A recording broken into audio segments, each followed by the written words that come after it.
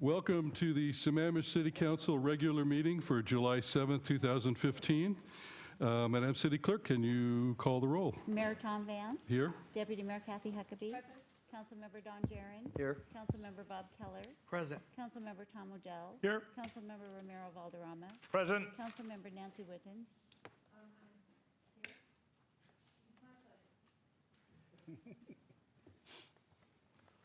Okay, next, Councilmember Bob Keller, can you lead us in the pledge? My pleasure.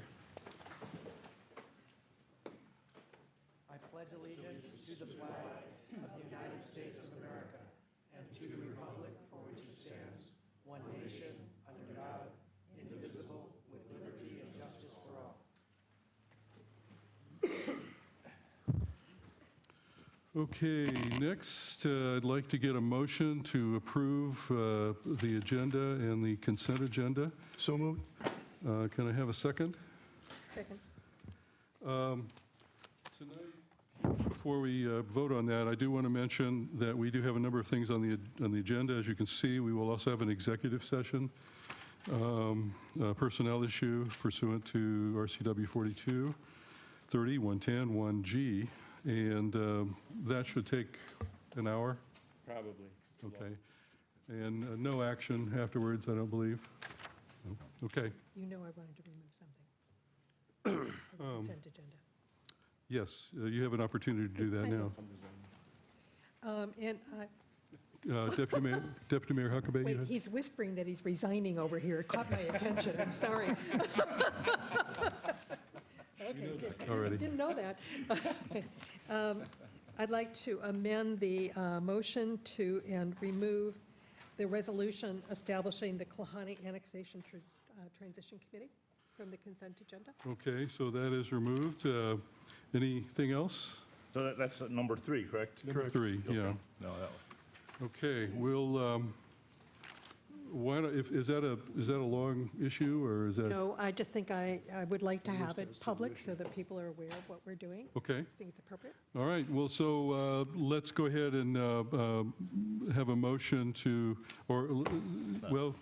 We've already got a motion. We got a motion. So all in favor of the agenda and the consent agenda as amended?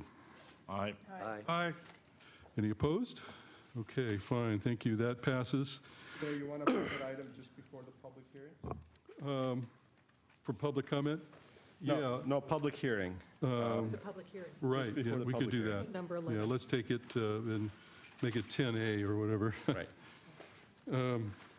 Right. Thank you. Okay, next on our agenda is public comment. This is an opportunity for the public to address the council. 3 minutes limit per person, or 5 minutes if representing the official position of a recognized community organization. If you'd like to show a video or a PowerPoint, it typically must be submitted or emailed by 5 p.m. the end of business day to the city clerk, Melanie Anderson. And so I have a list here. Scott Hamilton is first. Please give your name and address. You know all of that. Scott Hamilton, 19727 Southeast 19th Street in Sammamish. I was watching the June 15th City Council meeting, and Deputy Mayor Huckabee had some comments about the initiative that I just feel compelled to respond to. Quite frankly, at that meeting, she had said or complained about the low voter turnout and supposed voter confusion over the initiative. And quite frankly, Deputy Mayor, that is really a lot of chutzpah, considering that the city undertook a lot of action to suppress information about the initiative in the city newsletter and on the city website. If it hadn't been for the squeaky wheel of Councilman Valderrama and Councilwoman Whitten, there probably would have been less published than there had been. And then, despite Deputy Mayor, despite telling Frank Blau in an email that you were going to take a neutral position on the initiative, you then went forward and engaged in a surreptitious campaign to sow voter confusion by disseminating disinformation, using the Freedom Foundation as a boogeyman You lobbied John Weissman from the EF&R Firefighters Union to throw the Citizens for Sammamish out of the fire station. The city made efforts to ban Citizens for Sammamish out of the Boys and Girls Club, all in the name of suppressing information about the referendum and initiative. You had alleged that the city attorney said that Citizens for Sammamish had to file with the Public Disclosure Commission when emails that you produced pursuant to a public records request proved just the opposite. He took a neutral position on that. I just find it really shameful that you, on June 15th, had the chutzpah to stand up there and complain about low voter turnout and voter confusion when the city and yourself took the actions that I've just described. It's just really a shame, and quite frankly, it's beneath the standards of the city council and of your own office, to be honest with you. May I comment? If we want to suspend the rules and have a debate, I'm happy to do that. I'm ready to go right here and now. I think That's we're fine. done. Thank you. Okay, I've got Christine Malchow. Christy Malchow, 20920 Southeast 8th Place, 98075. I just wanted to make a few comments about the Sahali Way project. I attended that open house and was concerned that the scope of the study may potentially be short-sighted. The city plans to spend $80,000 doing a study that runs from Northeast 25th Way down to the 202 intersection. And I'm not sure that we're looking at this from a holistic approach if we're not looking at it all the way down to Inglewood Hill Road, where you've got 2 lanes running in each direction there, narrows to 1 lane in each direction, and then we're looking at expanding the roadway. And then another concern that I had was the section of roadway that is owned by the county and how that plays into this, as well as a state-owned intersection. My concerns are mostly from a financial perspective that this is likely going to be more than the $15.6 million that's slated on the TAP for this project, especially if we have to work on a section of roadway that we don't own. And I'm also concerned that we may be spending a lot of money to do this project when we're potentially just going to be moving the traffic back up from its current place to a different one if we can't resolve the issues at the intersection. Thank you. Okay, next I have Mary Wichter.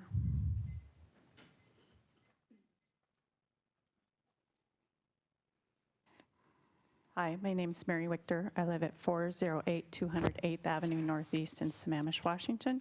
And I have a PowerPoint that Melanie should bring up and a new clicker.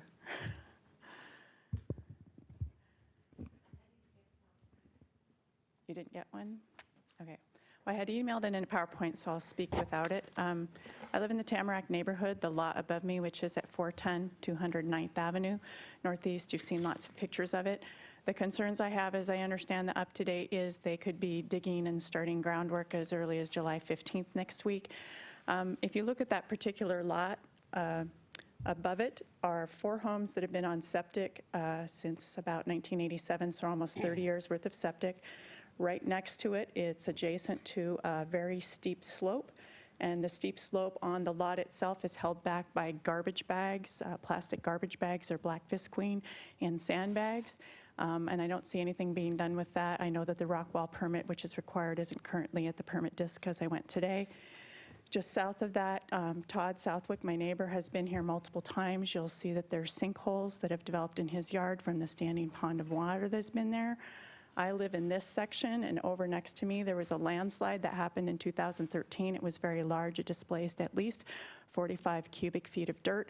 It definitely is a King County sensitive area. It is an overlay area that should have some protections according to code. If you go up from that, that's where the water runs off on Northeast 4th. The house up here next to the lot being built actually had $56,000 worth of earthquake damage in 2001 when the Nisqually earthquake happened. So we've got one lot here with, and I'm sorry my presentation somehow didn't get in because I did send it and it looked like it was received. There's earthquake, there's existing septic, which is 30 years old, there's a steep slope, There's downhill damage with sinkholes. There's a landslide that's occurred. There's a standing puddle of water, and there's drainage that comes down off Northeast 4th. We have been successful in working with the city to have you evaluate and look at doing a drainage project that would start as early as summer of 2016 or next year or the spring. And I just have great concerns that this house is going to try to build and get started and try to complete groundwork by September 30th. It does receive stormwater runoff from a 12-inch pipe, which King County Drainage Water Manuals, whether you look at the 1998 one or the 2009 one, both say it should have a drainage review. The houses next to it had a drainage review. I counted when I read it, there's 12 different places he can put water into the ditch, and just putting water into a ditch that has nowhere to flow doesn't seem appropriate to do. The comments and the reports I read today said, oh, well, as long as the drainage is working there, it'll work fine. But since it's a low point, it doesn't work, and it does have standing water that goes over. So I'm really worried that this house would move forward and get a building permit. I think that the code should be looked at. I know you're in your comprehensive plan. We're in a sensitive overlay area, and I'm really concerned that the drainage improvements aren't being put in until 2016, and it looks like this house might be getting a chance to build because it's 2 square feet with no road work under the limit. Thank you. Thank you. Harry Shedd?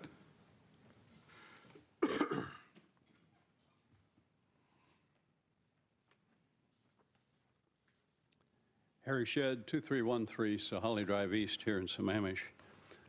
Mr. Mayor, council members, Mr. City Manager. Finally, I'm talking about the initiative referendum. Finally, after 4 years of pursuit, I'm not about to rehash all the ups and downs and backs and forth, but there've been a bunch of them. Finally, we're getting to talk about that tonight in the form of a resolution, which hopefully it will pass and then point to an ordinance down the road without too many weeks down the road. So within the next couple of weeks, you could pass the resolution tonight, have the first reading enabling the ordinance in a week, 2 weeks, finally have the second reading, and get this off your table before you break for summer. That would be good. Only one thing I want to mention has to do with page 4 of the sample ordinance, wherein it mentions there that the city clerk would be the person to determine the sufficiency of the signatures and accept the petition and issue a certificate of sufficiency. And that, by your own PowerPoint presentations, should actually be the county auditor that determines that sufficiency and then sends it back to the clerk to handle from there. Small point, I'm sure you have no trouble enabling that. So I want to thank all of you for finally getting to this point, and look forward to having this on the books. It's a big thing for the citizens of Sammamish, and I'm hopeful that that will be the outcome. So my thanks to you all. Thank you. Tom Hornish?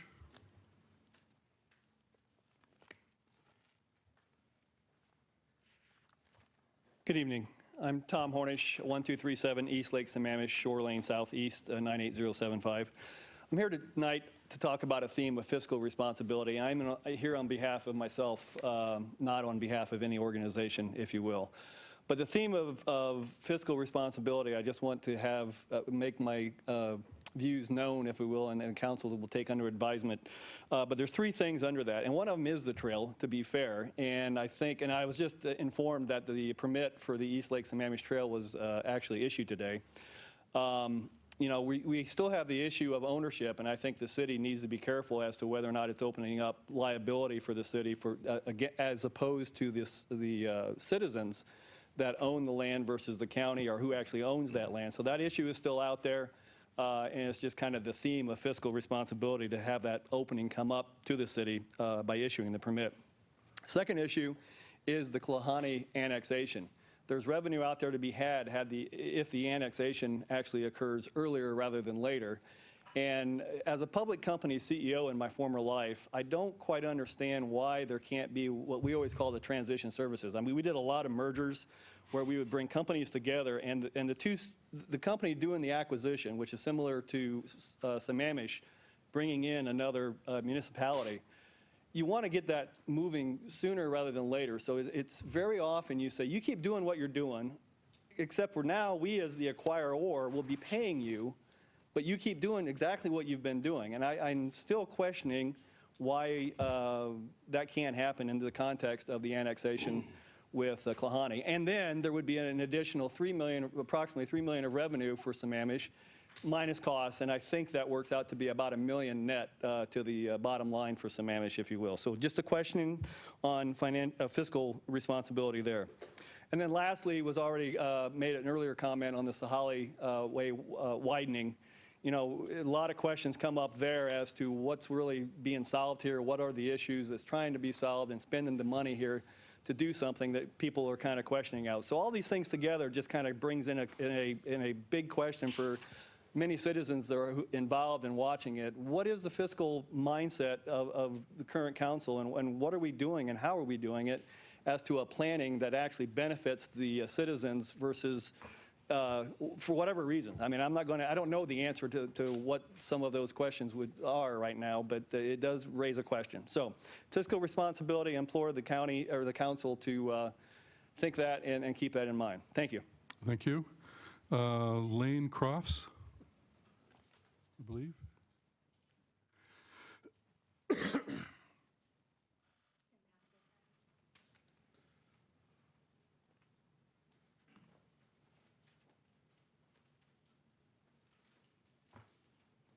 Hello, ladies and gentlemen.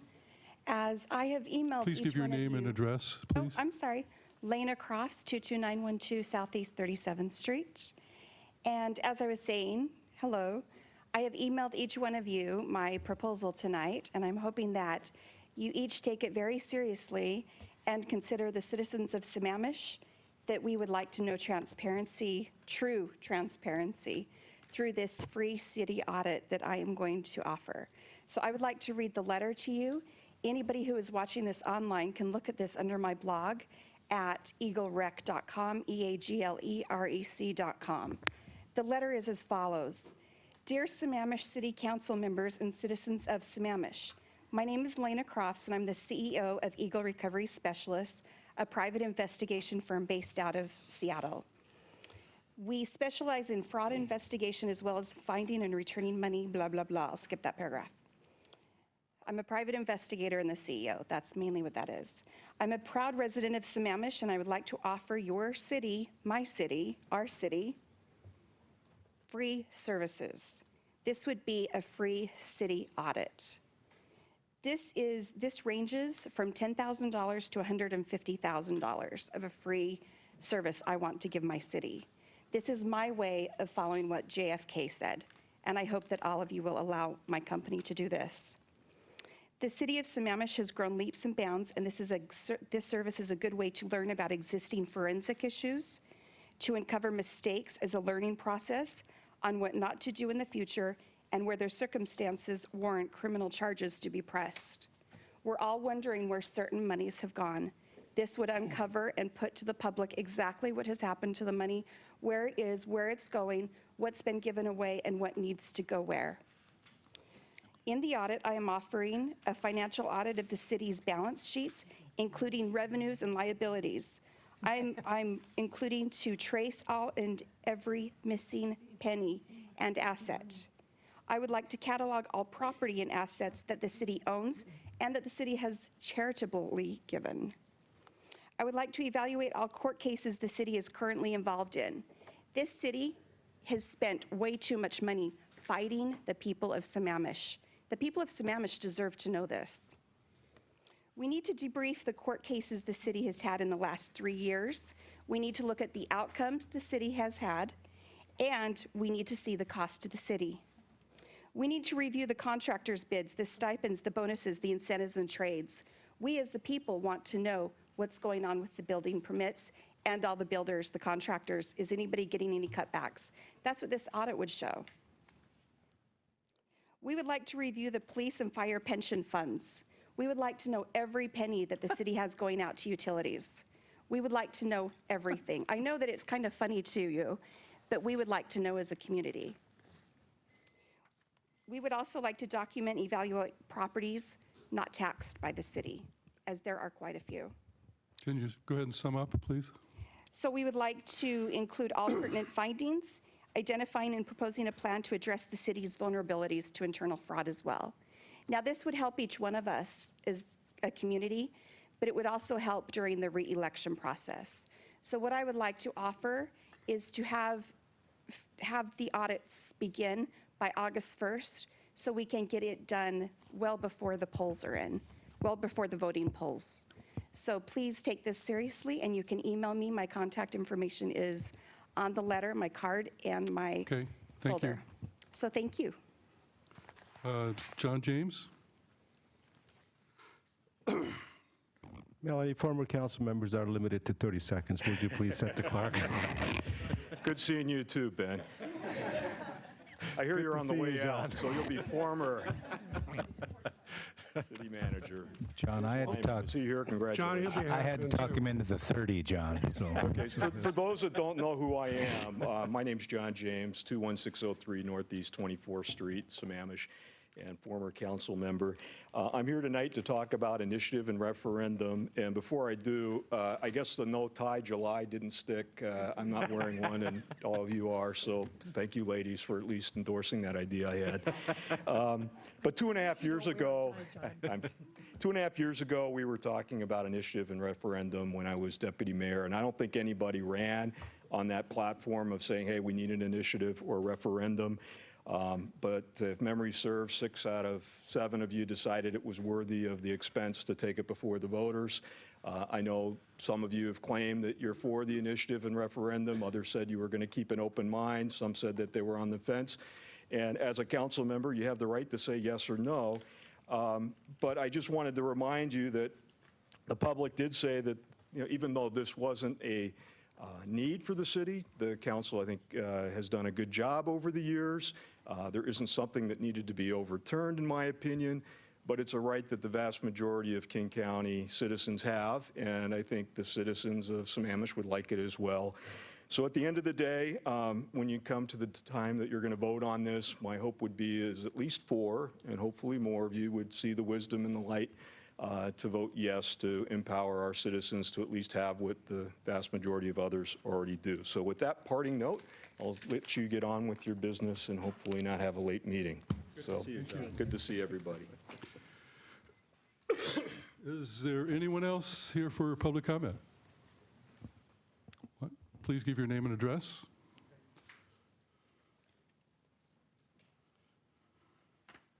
My name's Tom Harmon, 4369 243rd Avenue Southeast, Klahanie, Washington. And I think I've said enough on this subject as this, so I'll be relatively brief and just sum up. But to us in the community, to be able to vote in the election is very important. And discussions over the past couple of weeks with neighbors and friends to some feel it was a promise. Others, like myself, it's an expectation that we really wanted to be involved in the community and be involved in Sammamish. And I think that's a very, very good first step in getting this annexation off to a right start. I also, if I hadn't already, and I thought I did, is thank the city manager and his staff for all the work. I know it's been 2 years of hard work for council members and for staff and for the city manager. And I think all of us in Klahanie definitely want to thank you for it. I know there was some getting the PAA changed and everything else was very, very important, and fast tracking it. And I think we in the community thank you for your efforts. Thanks very much. Thank you. Anyone else for public comment? Yes, just go give your name and address, and you'd have 3 minutes. It's okay to do less than 3 minutes. Yeah, and I will. I'm Brian Gavin, 21021 Northeast 32nd Place, Sammamish. And I just want to say that I voted yes for the initiative for referendum, and I understand that there was some concern about the low voter turnout. And for the people who did vote, I would like to ask that you answer to them, for the people who did show up and vote. And so in my case, I voted yes. Hopefully you'll go with it, and that was the majority for the vote. So I would just hope that you keep that in mind. Thank you. Thanks. Anyone else for public comment? Going once, going twice, okay. Public comment is closed. Thank you. Next, we go to item number 3, which was pulled off. Deputy Mayor Huckabee, you wanted to comment on that? Yes, I did. I appreciate the opportunity to do so. I think we were all very pleased when Klahani decided, after many years and many years of hoping and talking with them, to join our city in the April election. It was an overwhelming vote yes. And most people that I spoke to are very much looking forward to becoming part of the city. But as we began to think about it and recognize the challenges in bringing them in early, we decided that it was better to take some slower steps going forward, and particularly to invite a transition committee in to begin discussing about what Klahani's priorities were, not what our priorities were. So we have invited each of the homeowners associations to identify people, and they have appointed them, or they have submitted their names, so that we can appoint them to a transition committee. That committee will be starting to meet immediately. We've actually been hearing some questions already about what you're going to do with the road. Is there enough space here? Is my home going to be, is there going to be some challenges, too many trees taken down, I'll be too close to the roads? And we really want to know what Klahani is interested in. And I think the best way to find out is this transition committee. I know there have been comments about that there's money on the table. Well, yes, there is money and collections that we could collect. In turn, those would have to go out for services that we don't currently have contracts for. So there would be some challenges in doing that. Plus, we have to remember that $750,000 of that is money that District 10 would collect. And they don't have the opportunity to fill that $750,000 missing amount of money as quickly as some other agencies would be able to do. So taking that into consideration, I am just very pleased to be able to vote on this transition committee and to appoint them and to begin hearing what they have to say and what type of services they would like in their community when they become part of our community.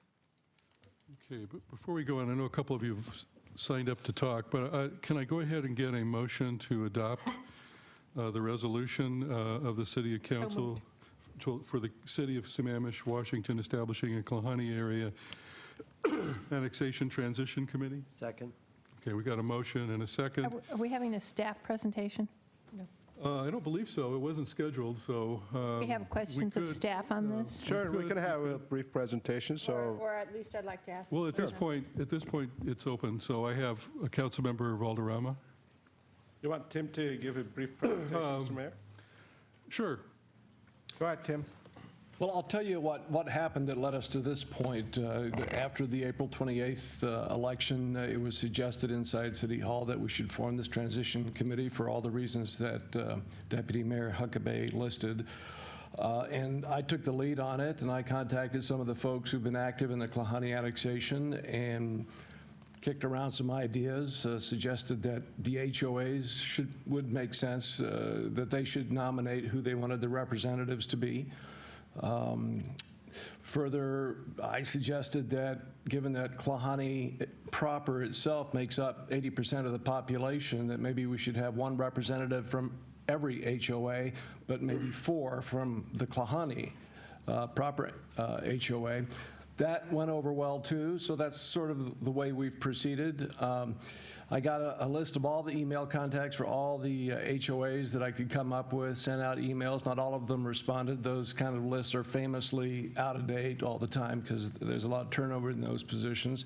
The ones that we didn't make contact with or that we didn't have email addresses for, we went and knocked on doors and got the best information we could. We also put an ad in the city newsletter asking for people to get in touch with me if they wanted to be part of this process. We ended up with 10 HOAs total, and the names of all the people are on attachment A. It's felt like a very straightforward process, the idea being that it would be a two-way communication channel. We could hear from the people in Klahani and the annexation area, and we could also use their distribution channels to get the word out if we wanted to get information out to the residents or about to be residents. So that's sort of what brought us to this point, and I'm open to any questions that you may have. And I think it was very effective initially because we took the opportunity to communicate with the Klahani residents due to the heavy fire conditions that this might be a good year to put those fireworks aside and not use them as much as they would have in the past. And I know our fire department was very pleased that we were able to take that step, share that information with the HOAs so that they could get it out to their citizens. Okay, let's go with what's on here. Councilmember Valderrama. Is this I have a questions? couple of points. I should say, Have questions first? I have questions. Oh, okay. I have a question. But I will make a comment. Klahani was not very good at abiding by the fireworks as I went by there several was times. Sammamish. And neither was Sammamish on our lake, so to be clear on that. As I went through this transition, and I'll keep my comments to the transition committee for this, I have two major questions. This resolution and this activity does not identify their roles. In an earlier document that was passed over, we had talked about parks, roads, and other services. But I believe that we should be looking at a broader and define in this resolution what specifically those will be. Will they be looking at potential future zonings that might occur in that zone? I know that there was supposed to be only 32 plat areas to be developed, but there was a potential area that could be commercial. That'd be interesting to get their point of view into that. Additionally, I had a concern that this document here says that they would begin functioning in August 2015 and then to dissolve once that they are brought into Sammamish, whether that be August 1st or January 1st. I think that's too short of a time to be able to get a real pulse of what's taking place. So I would suggest that that period be extended for at least 1 year, and then that the council come back and review if it's ready to dissolve it or not at that one period, based upon the input that we've received and where we're at that point. Thank you. Councilmember Odell. Thank you, Mr. Mayor. I too noted in my review of this agenda item that the mission for the transition team was somewhat nebulous, to say the least. And I would hope that tonight we can help shape the goals and objectives of this group. And I think we can do that fairly quickly. This is a little unusual from the standpoint that the other annexations we've made of Aldera, Montaigne, and Trossachs have not had this transition team. I think having a transition team is probably going to be very helpful to understand the specific needs of this community. And maybe we should have done it in the past. I don't know. However, I'm going to disagree with my fellow council member here and say that my vision would be that this would be a quick fire type organization to identify the major problems to be worked on in the first year or several years of the annexation. And then the area would be, or the issues would be turned over to city staff to deal with on a permanent basis. We don't have any other group in the community that has this independent autonomy, and I'm not entirely convinced that Klahani should be too on a permanent basis. I see the value in the relatively short term, but not in the long term. My major concern, though, is what are we really asking these people to do for us? Thank you. Councilmember Whitten. I concur with Councilmember Valderrama's points. I think critical, I don't think you can define how long the commission should go or committee should go until you define its role. I think they may have a very different idea than what we do. So I think something officially defining it would be very helpful. And I do think, depending on how it's defined, extending it out to have it automatically sunset on January 1 doesn't make sense to me. It seems to me you define the role, and once they've accomplished what their job has been defined as, then the committee terminates. Thirdly, we had suggested that possible committee members would include not just representatives from the HOA, but other leaders of the annexation efforts. And I see nothing of that. And I feel, I know we brought it up and discussed it on several occasions. I think we need to include, or at least consider including, people who are leaders in this annexation effort. And I'm not even sure, I'm not in a position to identify them, but I know others are. And I think they should be invited to be members of the team, because they will have insights that are probably much more in depth than some of the HOA members. So I think they're really an important members to be selected and added and appointed to this committee. So I think without that, I'm really not on board with this transition committee team as defined. Okay. Councilmember Jarrand. Thank you, Mr. Mayor. First, I wanted to remind Tim that there's also a member from the retail business organization there. So basically representation from the businesses. Mr. Helpy, Plateau Music. Right, right. And my music teacher, if I ever take the lesson. I did want to point out, Nancy, that actually 3 members of the committee were active in the annexation process. Were they the leaders? Brian Garvey, Mike Foss, and Julie Pye. Were they leaders? I mean, I don't know. Maybe if it's there. Yeah. Oh, okay, great, thank you. The other points, I do agree that the roles should be defined, and if you go back to our resolution from 2014, which, thank you, Kathy, for forwarding it to me, the last paragraph of the resolution said the Sammamish City Council is committed to fast-track the annexation and merging process through mechanisms such as creating a transition committee composed of Klahani area residents and businesses to advise the council regarding parks, streets, and various service delivery needs and options. And I think we could take that paragraph and put it in this, this resolution here. That's pretty open-ended, various service delivery needs and options, and so the committee. Motion to do that? Or an amend, a motion to amend? Sure. Mr. Mayor, can I just make one comment? Sure. I mean, I've been talking to these folks a fair amount and been thinking about this a fair amount, and it hadn't come across to me that anybody needed a real defined role. I think the general attitude was that the committee members would define their own roles. And as I'm listening to everybody talk, I'm wondering, why would we want to hem them in by defining their role for them?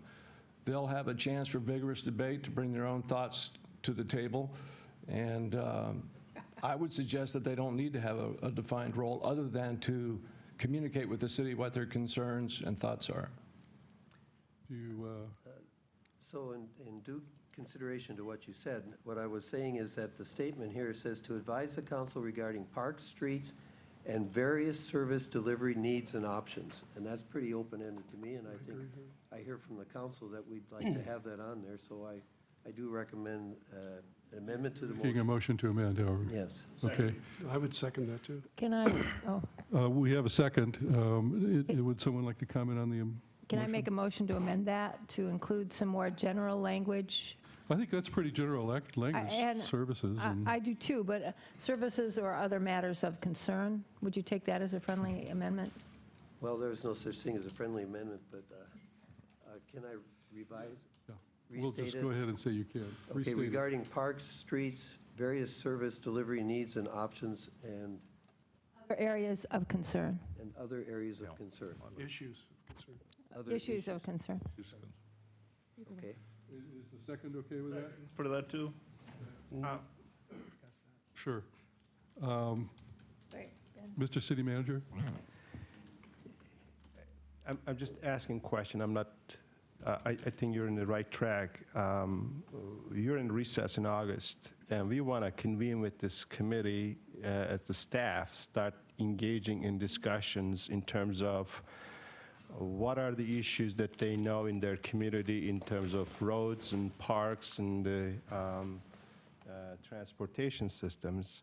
If you limit this to only to advise the council, how do you see that we will be interacting with them? And I don't know the answer to that. I'm just asking the question. So how do we make that thing work? Because if you say advise the council, that means that what? How about advise the city? Advise the city and council. No, just the city, and then it includes the council and staff. Very good. Okay. Well, you could advise the council through city staff. Well, but they want to advise us too. I mean, I don't, this doesn't have to be this complicated. I think if you just add advice the city. I mean, that's generic enough. I think that's generic. Generic enough to cover all of us. Yeah. And whether we're here in August or not. I'll rephrase my motion to change council to city. Second? And that, so, okay. second? We have a second. We probably have a third and a fourth. Looking at the line here, Deputy Mayor Huckabee, you're up. You have a comment? I just wanted to comment that if you read Section 3 term of the resolution, it says it shall remain in existence until the Klahani area is officially annexed to the city and for such additional amount of time as the council may determine. So your concerns, It is a little Councilmember Valderrama, have been open-ended. addressed. Yeah. Okay. Councilmember Keller, you have? Yes, I'm not sure this speaks right to the amendment we have right now, but it's appropriate in this process. And that was, I first wanted to ask about the associations that did not respond. If they all of a sudden did show up, if they were latecomers to this, would they be added? Would they still be? We actually have one person who has done that, not in time for this event tonight, but I'm going to close the loop with him and find out how to proceed. As I understand it, we'll just have an additional council action of some sort to add people as time goes on. Well, my follow-up on that one as well would be, when we were talking about this only being the homeowners association as well as one commercial business, could we add an at-large or two at-large, community at-large positions? I don't know how they would be appointed at this point, but could we add something like that? The group might be getting too big to be effective. I understand that, but maybe just one then as an at-large position where it's not the homeowners association? How would you select that person? Pardon? How would you select that person? Maybe they could select that person themselves if they wanted to. Well, may I? Yes. I think we got a good starting point, and it comes September, October, if you feel like we need that more, we can do that. I mean, there's 10 people here. I need to also manage these meetings. We have some specific tasks that we need to accomplish with the county, particularly because first order of the task will be transferring of the records. What I'm interested from these folks are there problem areas that I need to dig deeper into the records so that I make sure that we get those and we get our position ready for the 2016 when we start actually focusing on delivering the services. Yeah. Frankly, it wasn't a burning, desire on my part to add here, but when the comment came up about have we been we haven't been inclusive enough in the community because we don't have an at-large position. I'm not sure if that's the case or not. It doesn't seem like. I think the question was, we might not have all of the leadership, and we do have all of the leadership. Yeah, well, not all We of it, do but have, we do have some of the leaders, representation yeah. from the leadership. Okay. This is a form of government, just like we are. So. Councilmember Valderrama.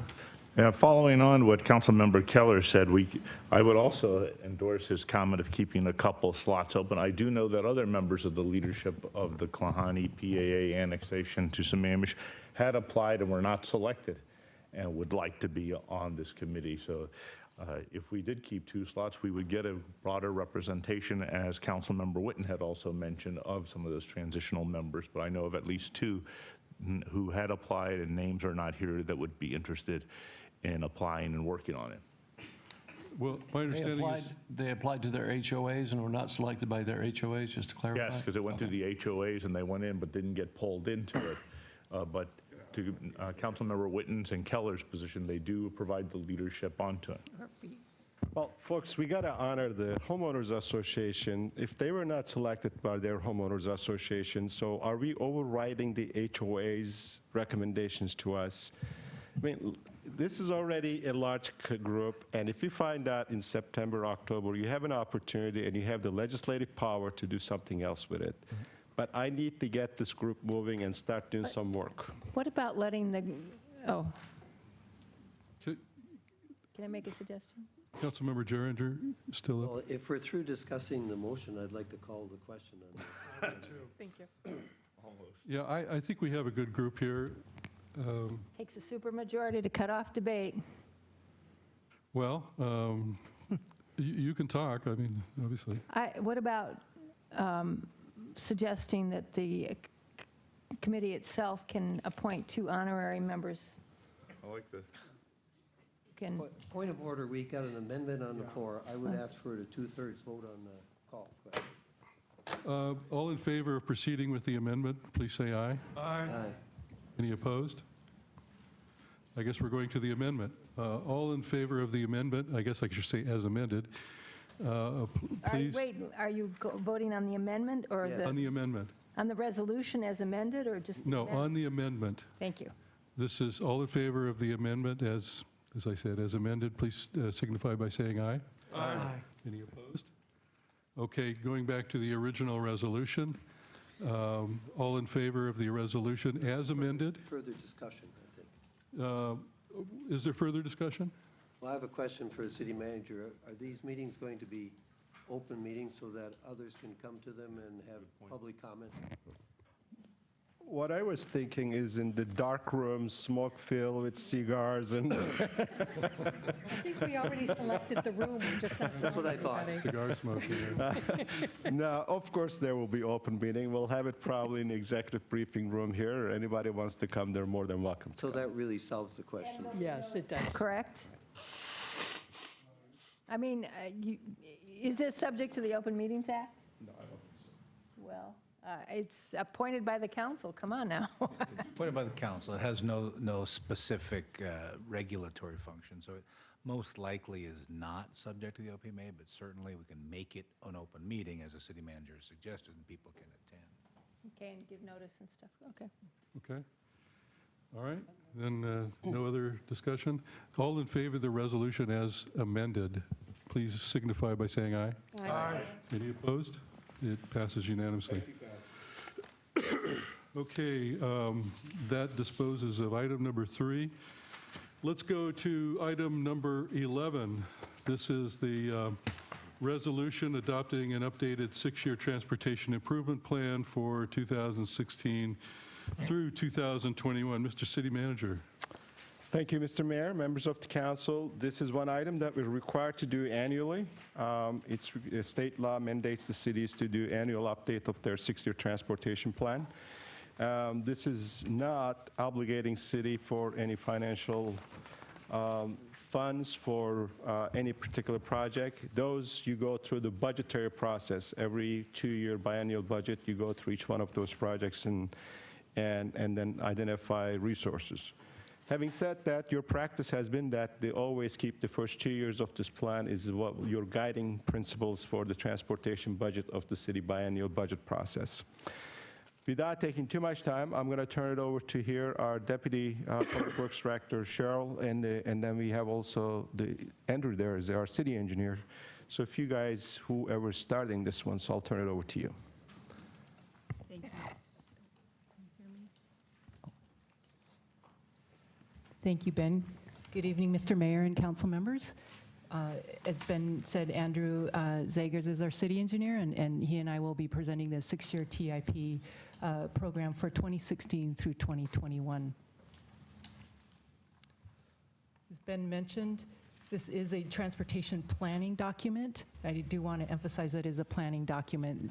Each of these projects that we'll be identifying for you will be coming to you for approval. This is a requirement by state law that agencies adopt a 6-year TIP each year.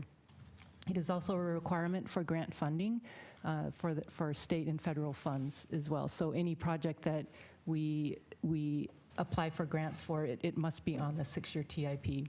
Again, it is updated annually. It is consistent with the draft 2030 comprehensive plan that you're in the middle of, or I guess towards the end of adopting.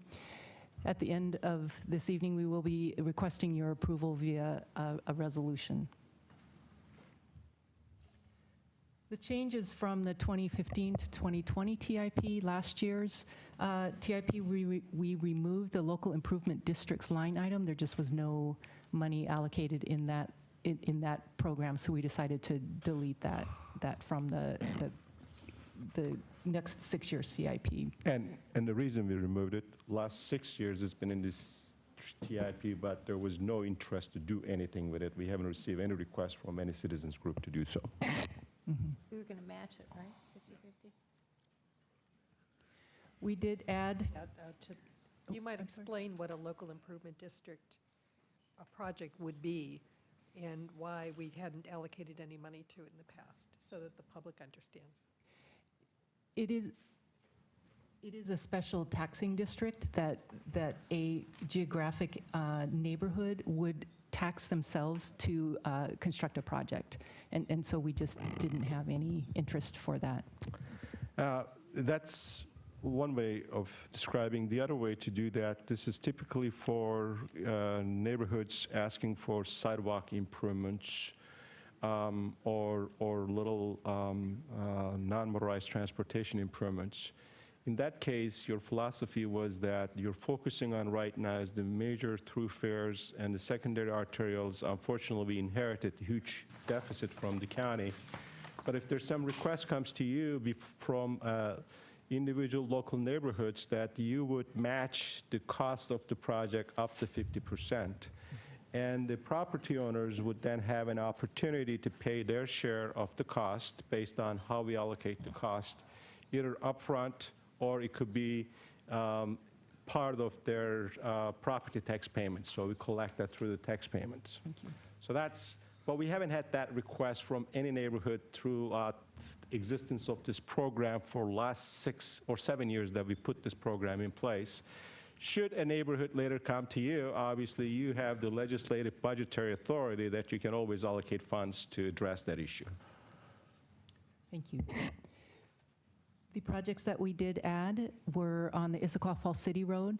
Actually, the first one there on your list, the segment from Southeast 48th to Klahani, was actually on the prior TIP, but the funds were not programmed. And so this TIP, we did program money for that segment, and then we added the Klahani Drive to Issaquah Beaver Lake Road segment to this current TIP as well, and programmed funds in the list. Can I ask a question? Sure.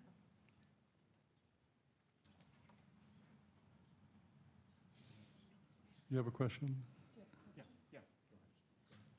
My understanding was, in addition to adding the section from Issaquah Falls City Road, is this a complete list of added projects? Yes, it is. Oh, okay. I think, The whole length of, okay, thank you. Right. from Beaver Lake Road down to the intersection with Pine Lake Road, Issaquah Pine Lake Road. Right. Andrew's going to give you a really high-level description of the major projects on this list, and then I'll circle back and talk about the financing. Okay, Councilman. The main capital projects we have on the list, the first one is the Southeast 4th improvements from 218th to 228th, and that is in concurrent with the town center. That's to widen the road to 3 lanes with bike lanes, curb gutter, and sidewalk for the whole length of the project. The second one is the Issaquah Pine Lake Road from Klahani Boulevard to Southeast 32nd, and that is also to widen the road to 3 lanes the entire length with bike lanes, curb gutter, sidewalks, and then we're also looking at improving the roundabout to have kind of a diverter lane for the immediate right turn without having to have someone go through the roundabout. The fourth project, East Lake Sammamish Parkway at the Southeast 24th Street intersection, is to construct a traffic signal, turn lanes, curb gutter, and sidewalks. Fifth, as mentioned earlier, public comment was the Sahalli Way project, Sahalli Way Northeast, and that's from 25th Way to the north of the city limits. Currently, as mentioned in the previous council members, or council agenda, we did approve a study that actually extended the limits just to a look to the north, beyond the city limits to the intersection of 205, or 202, excuse me. The next project on the list is 228th Avenue Southeast at the Southeast 32nd and Issaquah Pine Lake Road intersection, and that's going to be improving provide an additional southbound through lane to help improve that intersection and the traffic going through it. Our next capital project is Issaquah Falls City Road. This is the one we added. It's from Southeast 48th Street to Kalani Drive Southeast. That is to continue the five-lane section that's where it ends at 48th, extend it to Kalani with bike lanes, curb gutter, and then sidewalk on both sides. The next project is Issaquah Falls City Road from Kalani Drive Southeast to the Issaquah Beaver Lake Road, and that is going to be a three-lane section with bike lanes, curb gutter, and sidewalk. And actually, those are all the major projects that we have on the list. Okay. And then here we have a couple examples. This is the Southeast 48th Street to Kalani Drive on the Issaquah Falls City, kind of showing a segment of a 5-lane. What we're looking at having the two through lanes on each side with the center turn lane, and then showing the curb gutter and then sidewalks on both sides. And then the next slide we have is kind of Can you go back to the last slide again and go through that one more time? Yes, please. That was a little quick. Oh, sure. I know it's a little hard to see the lines in there, but like I say, we're trying to widen all the way to Kalani to have those two through lanes. And then the center turn lane is, depending on the study, this actually came from the study for the Kalani annexation. This is the section that we talked about it previously, the 5-lane section from the Pine Lake Road all the way to the Kalani Drive intersection. Yeah, on Issaquah Falls City right now, it's 5-lane past the intersection, and then it stops and just immediately goes into a 3-lane section. There's a nice barricade there on the road right now where that ends, and what we're trying to do is just continue that section all the way through to the signal. That's backing up from that point, from 5 to 3 transition, all the way to East Road. So I'm trying to follow the color coding on this, if there's any significance to that. I am confused between the purple and the green. Do the green represent added lanes or what? I think the bike lane is more the green. There's a lot of line work on there in the aerial, so it is hard to read. Purple sidewalks then, or what? Yeah, the sidewalk is the yellow, kind of merges in. It looks like this is right at the intersection with the So school. the neon of Going bike at the lanes? school at the detention pond that they have right there. And then the Hunters, the subdivision to the north is kind of showing a little bit of improvement, what would need to be done at the intersection there going into the school entrance. There's existing, if you go out there, there's obviously a little bit of sidewalk and a pathway, but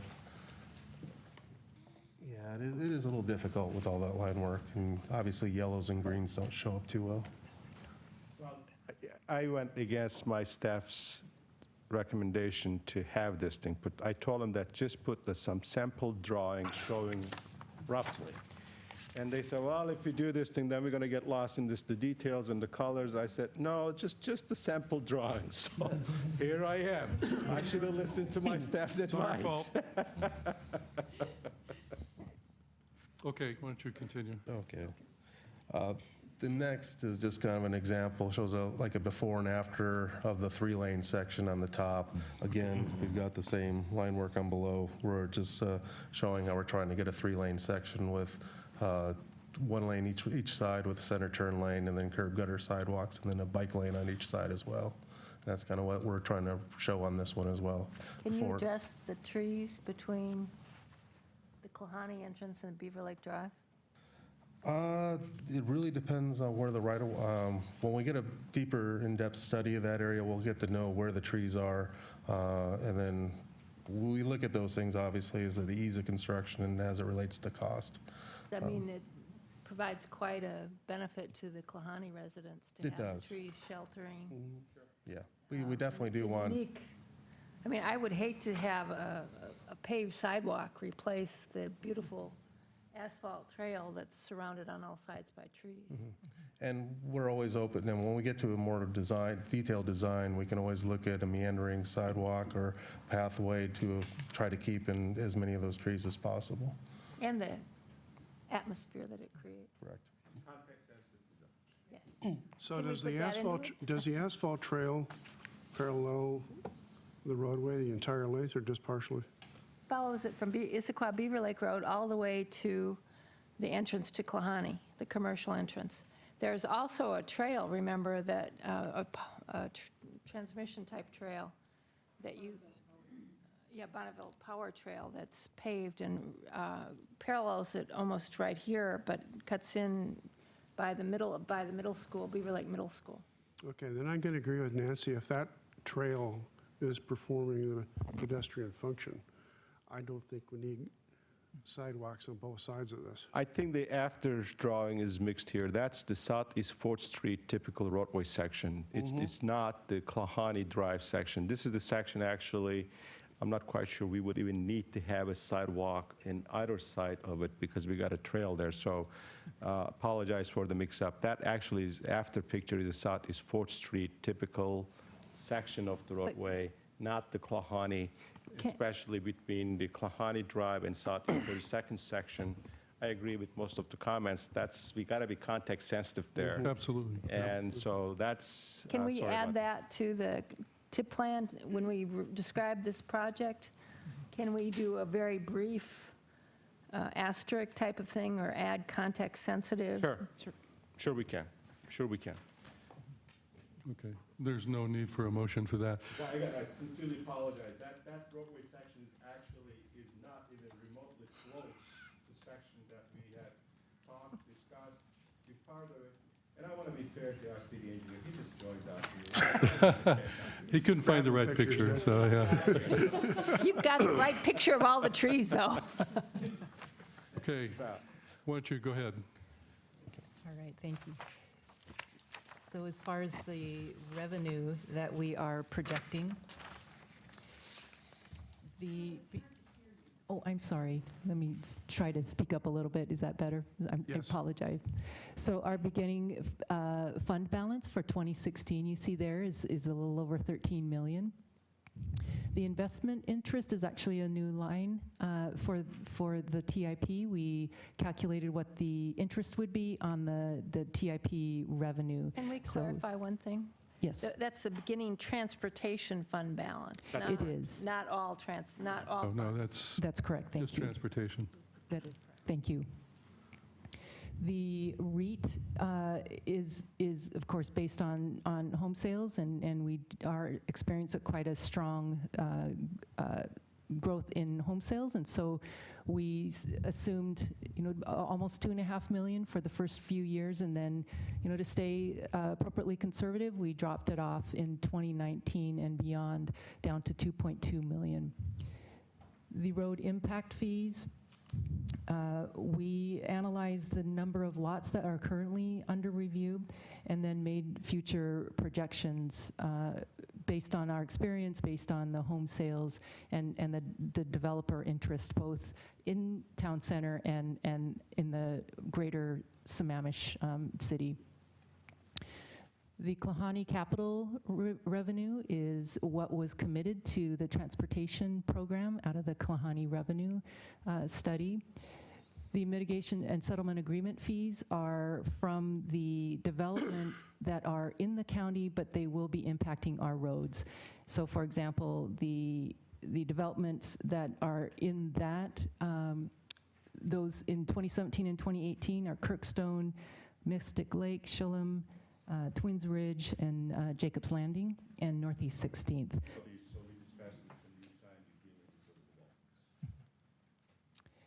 And then the anticipated grants are ones, again, that we are anticipating going after. Our projects are quite strong. For example, we will be going for grants for the Southeast 4th project, particularly because we do have developers now in for permits. The $5 million that is currently allocated in the state's transportation budget is included in that particular line item. We have Issaquah Falls City Road. We think that is a quite candidate for a number of state and federal grant monies.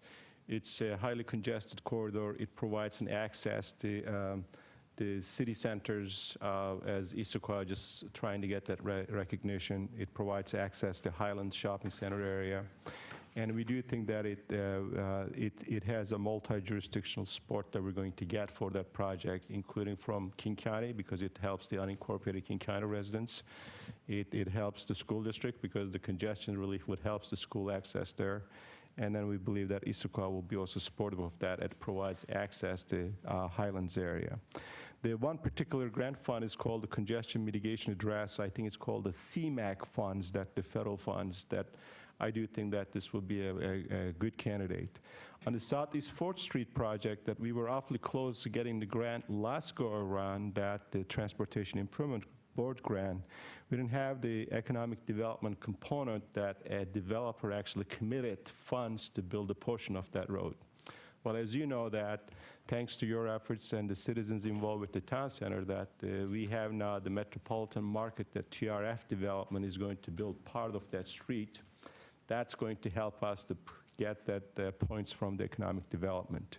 And as Cheryl mentioned, that there's about a $5 million already in transportation budget. Thanks to all of your efforts, council members, this was your doing it.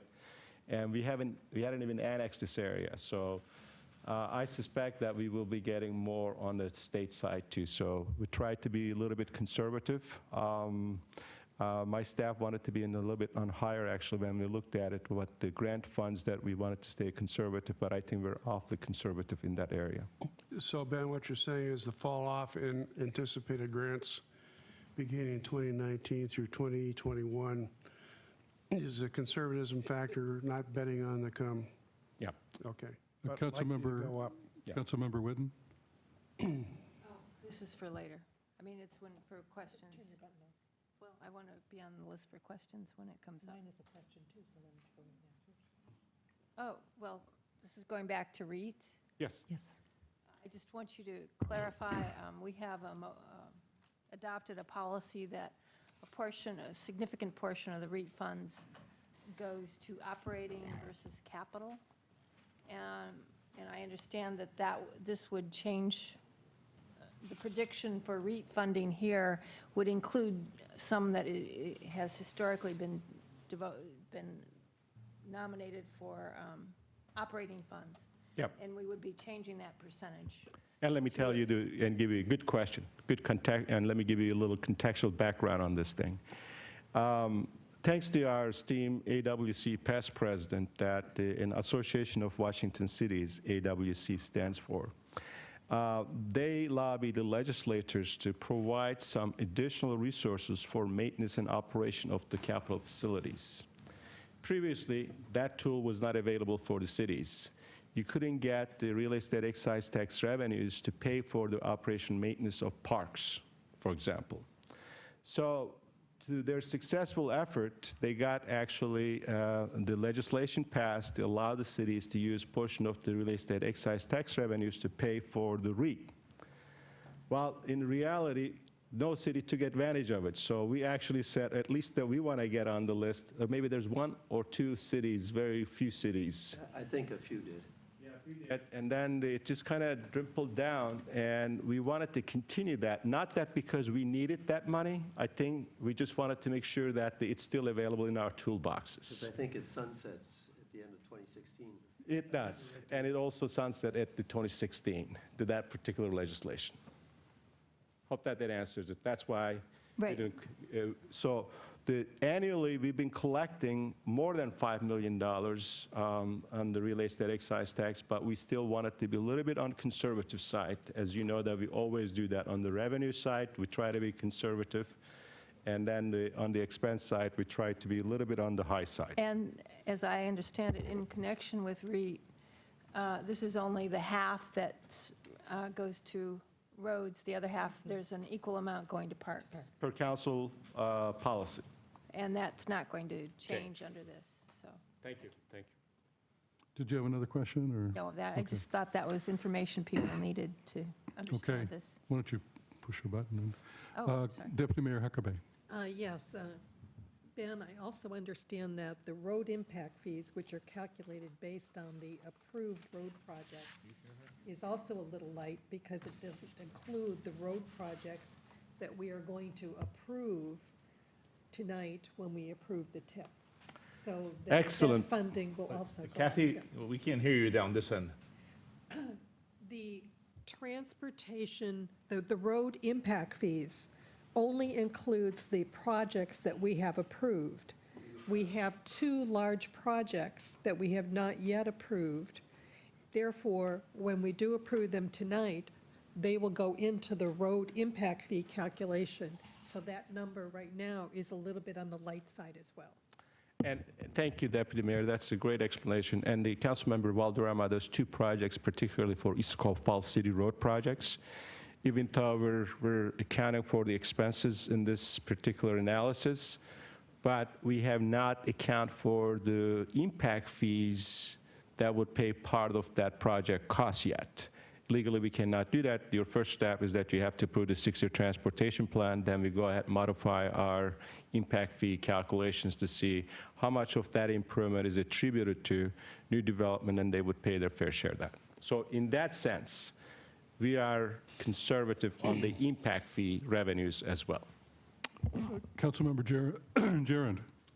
Thank you, Mr. Mayor. I just want to compliment staff for doing a very good job with not only the chart, but with the tip revenue sources. I think it was very good, and I agree there are some places where it's conservative, some places where it may not be. We don't know what the future is going to hold for us in terms of development in the community. So thank you very much for your good work. Thank you. Okay, I also really like this chart. I think it shows that we're being conservative in most of these categories. Some of them are a little bit unknown, but in actuality, some of the anticipated grants have already been approved by the legislature, and $5 million worth, and that's going to help out in the future. Deputy Mayor Huckabee, another question? Or? No, a comment. Again, thank you for the good work. It's really very helpful. And I just wanted to remind the council that you have all had questions, and you've asked the Finance Committee to take a look at future liabilities. And this is one component of that. And we will be incorporating this as part of our discussion on Thursday when we begin to look at the broader picture of future liabilities for the community and how we're going to pay for those liabilities. And you note there is no bonding for this. This is all pure cash flow. Yes. Councilmember Valderrama. Yeah, to that future liability issue that was just raised, because I wanted to address that. I have in the past been talking, there have been 3 or 4 articles that have come out that the city has put out on the $23 million of Klahani, saying that we would be funding this by bonding. And as our city manager has just mentioned, we've also gone and asked for the state funds. Our legislative committee, myself, Tom Vance, Don Gerund have been going, asking for those grants to support this. So there is some liability here. I have asked in writing and in public comment that we talk about that issue. I don't believe we can abrogate that responsibility without public comment as to will there not be debt and bonding as have been in those articles. And I had asked that to be prior to this discussion, so I'm still concerned in finding out will there or will there not be debt and bonding, and shouldn't that be in an open public forum discussion prior to the articles coming out. So that's one piece. The other piece that related to this is Sahalli Road. There were some citizens here yesterday at Citizens for Sammamish. There were 4 citizens that attended that, and at the open house for Sahalli Road. Sahalli Way. I'm sorry, Sahalli Way, that had concerns as to how this project is coming about, why, as public comment had today, why isn't it going all the way through? why was there not some public outreach, that they were surprised by this project prior to it? And in some cases, they are under the impression, and I don't know, if there is going to be any butting up to their fences or taking of some of their lands. That was a concern that's been raised. So that's something we need to do on the public outreach side. Likewise, on the projects we mentioned before of Issaquah Falls City, we have received at the council letters from citizens in the Aldera, Montaigne, Trossachs, asking that instead of doing the Issaquah Falls City South, can we begin in the north?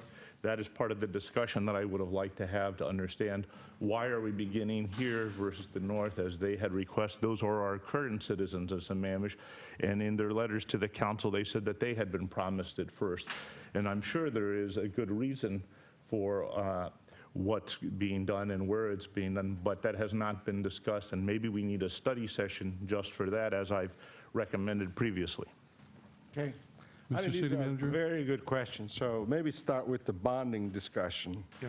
And when we were doing the Klahani annexation study, unbeknownst to me, that the Boundary Review Board staff member was asking us questions that how the capital improvements were going to be handled. Now, remember, Issaquah just had done the annexation study, and Issaquah study had no discussion whatsoever on the capital improvements. Exactly. Nor was any discussion, any annexations that I've been personally involved that you had to get into the capitals. But nonetheless, I did ask our legal counsel, is this a legitimate and legal question? And sure enough, the legal authority gives the Boundary Review Board to ask that question.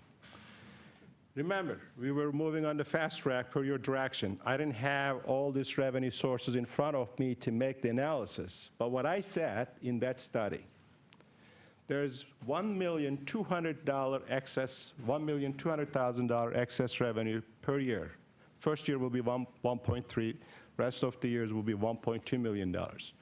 Should the council decides to accelerate the cost of improving this project, they could actually use the revenues coming from Klahani without touching the revenues inside the current city limit residents to finance this project to make it happen. That was one of hypothetical ways that I had to show per the Klahani annexation study. It was not a commitment, nor was it a promise, but the point was there are many ways that we could do this project. Worst case scenario, should everything else fails, here's the excess revenues that we're going to get from this. Thus, this annexation is self-sufficient. Sammamish taxpayers are not subsidizing it. I think that's where that particular bond discussion was coming from. In terms of the Sahalaway project, it's been obviously in our 6-year transportation plan for 5 years, but to be fair to our citizens, they don't necessarily track these things because it's been on the plan. The way to make this thing happen is to go to open public meetings. That's exactly what our staff did. And now next thing we need to hear is that what kind of feedback they got from the citizens. Some of them so graciously told us tonight. And you will get that report. Based on the report that you get, you have the legislative power, budgetary, financial authority to make any changes you wish to do. I think that we should probably wait till they get that comprehensive report, and then you can decide how we want to proceed with that project. In terms of why we're starting this project, Issaquah Falls City Road from the Issaquah Pine Lake Road, rather than starting from Aldera Montaigne, because our citizens want that road to be improved. Ironically, same citizens driving on that road, they're going to have to pass through this intersection too. The section is the most congested on both AM and PM peak hours. This is the section that I think we need to tackle first, because remember, anytime we undertake a major projects, it takes about 4 to 5 years that you actually get it done. Particularly on this one, that we have that major wetland in the down below that unfortunately county did not widen that bridge large enough. When they did widen that bridge and crossing the wetland in the dip on the Issaquah Falls City Road, that's going to take some permitting time. That's going to take some of the environmental work. That's going to take some design work. So That's typically what we do, is try to address it. I wish that we had resources to do the whole entire project from one end to the other end. And the other part of it is that I think that the Duty Hill Road, that you were trying to also some discussions with the county that, and I don't want to get into that discussions right now. So I'm trying to get, I think I addressed all the 3 questions that you raised at the Councilmember Valderrama. I think A, that was a hypothetical alternative that was given to them at the time we were doing the annexation study. On the Sahaili Way, you're right. I think we need to get the staff to give you the feedback, what we heard from it, and thanks to some of our citizens that came out tonight that they shared their concerns. On the scope of the project, why we started in the south side, that is the most congested site. It affects both sides of our city, 2 arterials, Issaquah Pine Lake Road as well as Issaquah Falls City Road. With that, Council, my strong recommendation, approval of this resolution, please. Councilmember Odell, you have a question? Not a question so much as a comment, a point of information, I guess. And that is the Sahaili Way project was discussed in some great detail by the Transportation Committee, which consists of Council members Witten and Keller, plus myself as chair. These are open meetings. You're welcome to come to it. Out of that meeting came the decision to go put on the public effort that you guys went to at the Boys and Girls Club. As Ben very correctly said, we're seeking citizen input on what this project should be from the citizen standpoint. Now, I've got to get on my soapbox a little bit here and say that I spent 36 years in transportation in terms of designing aircraft networks and airline route networks. I totally get flows. I don't care whether it's a car or whether it's a person or aircraft or ships, whatever. If there's a choke point, then you have to look at that. We are looking at Sahaili Way all the way down to 202. We only own part of it. And that's an issue that, very frankly, your council plus staff will be working on with the county in coming months. I had a 2-hour conversation with Kathy Lambert the other day on the subject. She said, yes, it doesn't make any sense for you guys to do the uphill part and not take care of any of the downhill part. So happens the intersectional light's already 5 lanes, so we don't really need to do anything except overpay of that. We may want to do something about the light timing. We also need to fix 202 all the way into Redmond from a sequencing point of view too. That's going to involve Sammamish, the county, and the city of Redmond, and that will happen too. The next meeting of the Transportation Committee hasn't been set yet, but on our agenda is feedback from the results of the meeting at the Boys and Girls Club. Unfortunately, I was flat in my back with a URI, so I couldn't be there, and most of the rest of the council was at a state Association of Washington Cities meeting in Wenatchee at the time. So we were probably underrepresented. My apologies for that. But the 3 of us on the Transportation Committee are probably one of the more active committees on the council. Our job is to do some of the initial vetting for the rest of the council so we don't spend hours and hours in a study session going over minute points that are easily resolved. We're also looking at ways, very frankly, to cut the cost of the thing. In my opinion, is we don't need curbs, gutters, and sidewalks all the way down Sahaili Way to 202. There's no point in putting sidewalks on both sides where you don't have houses. And you can solve the problem by putting a pedestrian crosswalk. So, folks, give us a little slack here. We get it. Sahaili Way is necessary to us being able to move on and off this hill. The alternative, which was what got me to run for council 6 years ago, was to significantly widen the parkway. And I don't think any of us want to look at the cost of doing that. Thank you. Councilmember Valderrama?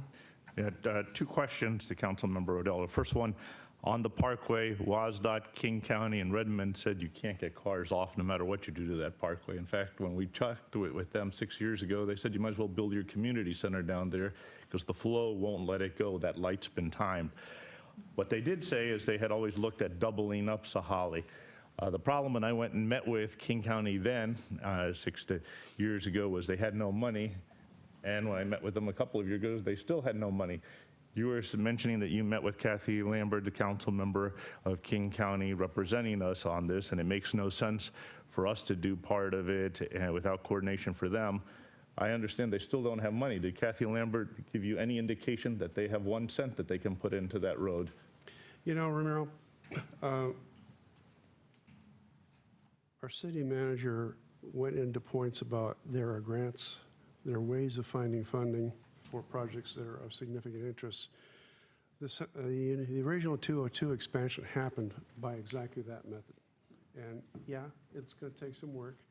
We can also do some short-term interim improvements on the flow rate on 202 simply by putting an intelligent traffic system in and sequencing the lights. I understand. I'm just asking, since you met with Kathy Lambert, does King County have any money to put in this road? So that's my question. We didn't discuss specifics of what their priorities are. Okay. We discussed the problem. I had it put on 6 years ago on their plan, but I was told it would not be funded. Okay, let's, at this point, we need to move on. Councilmember Jaron, you had a question, or? No, I was going to ask to move to the public hearing. Yes, I think that's a good idea. So any more questions for staff? We're done with questions for staff. I think we moved beyond questions, actually. So I want to open the public hearing on the, no, actually, we don't need a public hearing. I'm sorry. Yes, we do. We have Okay. it's a public It is a hearing. public hearing. Okay, I'm sorry. I missed that. Okay, I want to open the public hearing on the 6-year TIP.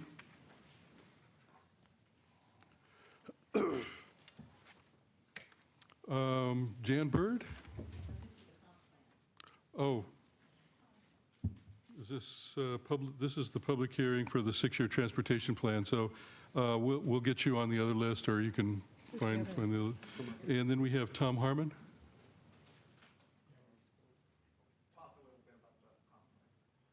Oh, this was the comp plan? Okay. I think I signed that thing to talk about Kalani, but. No, this is for the, so do we have anyone who wishes to speak on the public record at the public hearing on the 6-year TIP? Please go to the mic and give your name and address, and you have 3 minutes. Again, Melanie, would you set the timer for 30 seconds and other former council members coming here? It's only fair. My name's Mark Cross. I live at 247 208th Avenue Northeast in Sammamish. I wanted to just note that when you're looking at all those numbers up there, that the city council and the previous city council should be proud of the transportation impact fee ordinance that was developed in great detail that provides some of those years up to $5 million a year to help with solutions.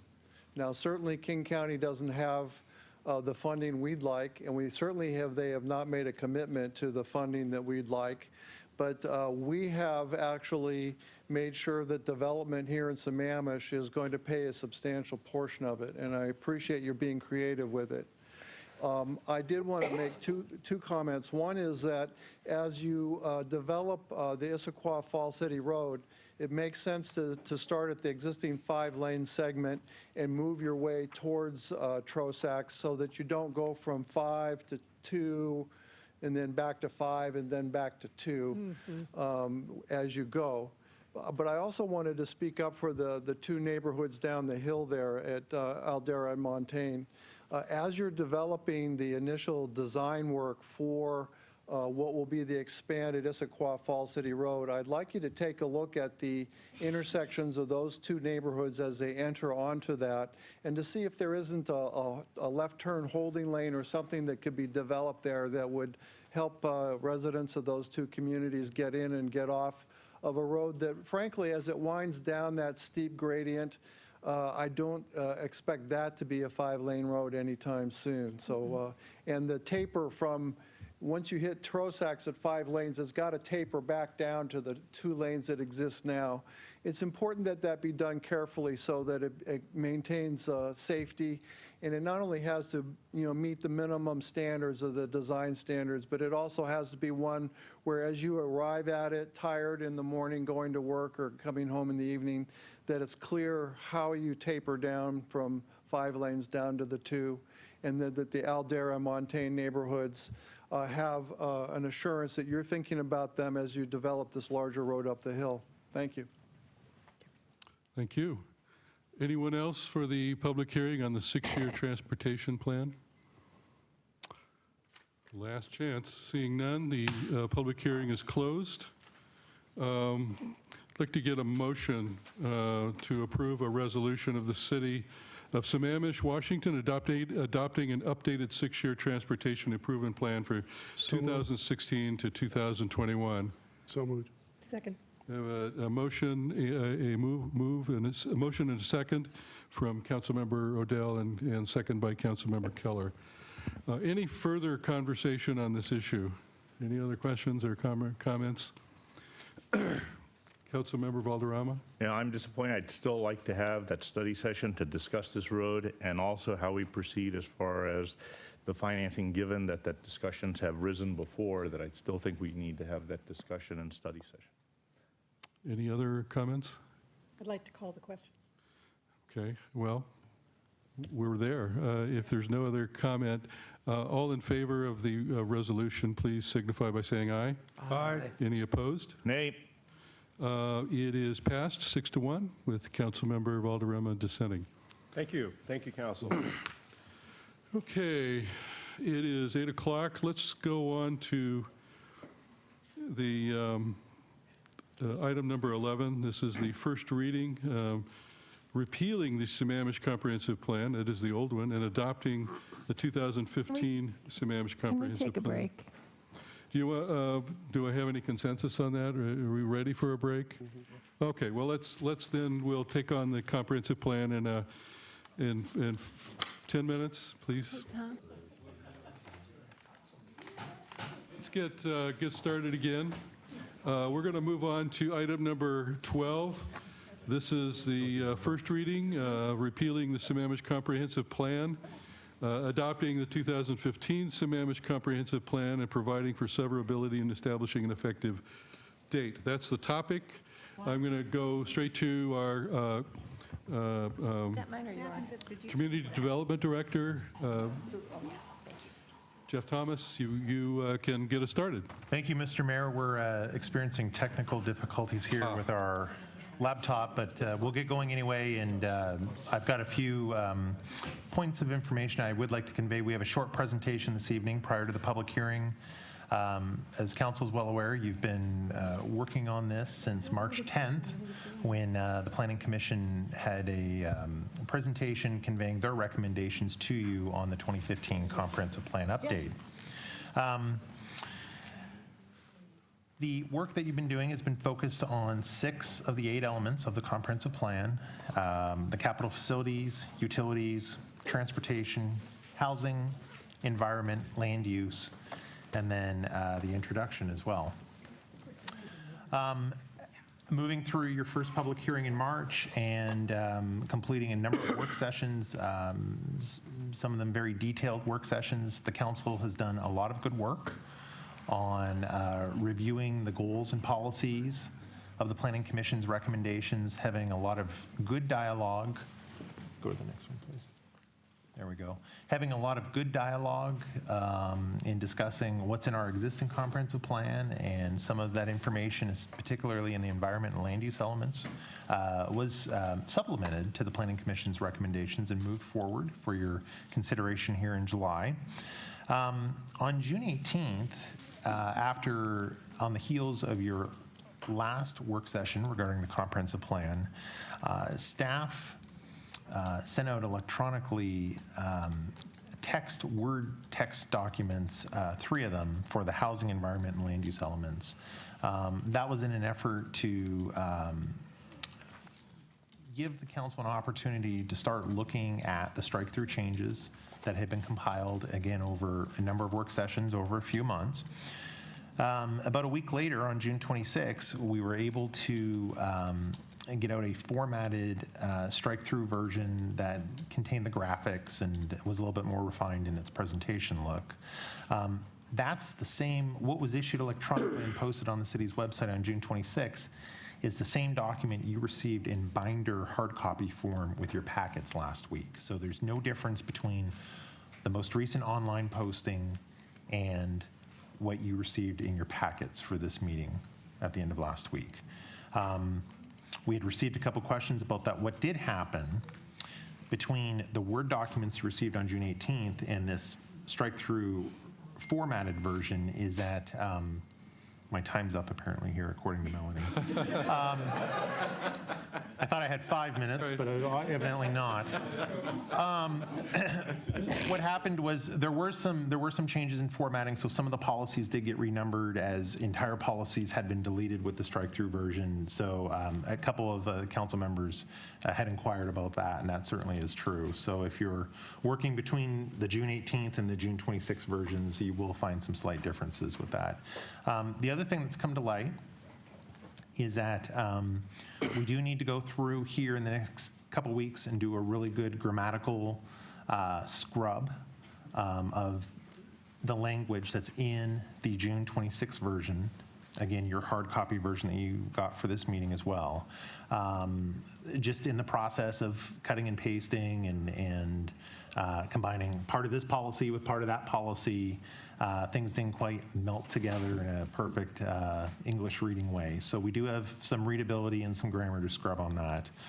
That is definitely something that I want to accomplish over the next 2 weeks to bring back and have available for the council on the 21st of July. And then there was a handout that I handed out at your brief intermission here. It's a one-page, double-sided printed document. It's a table.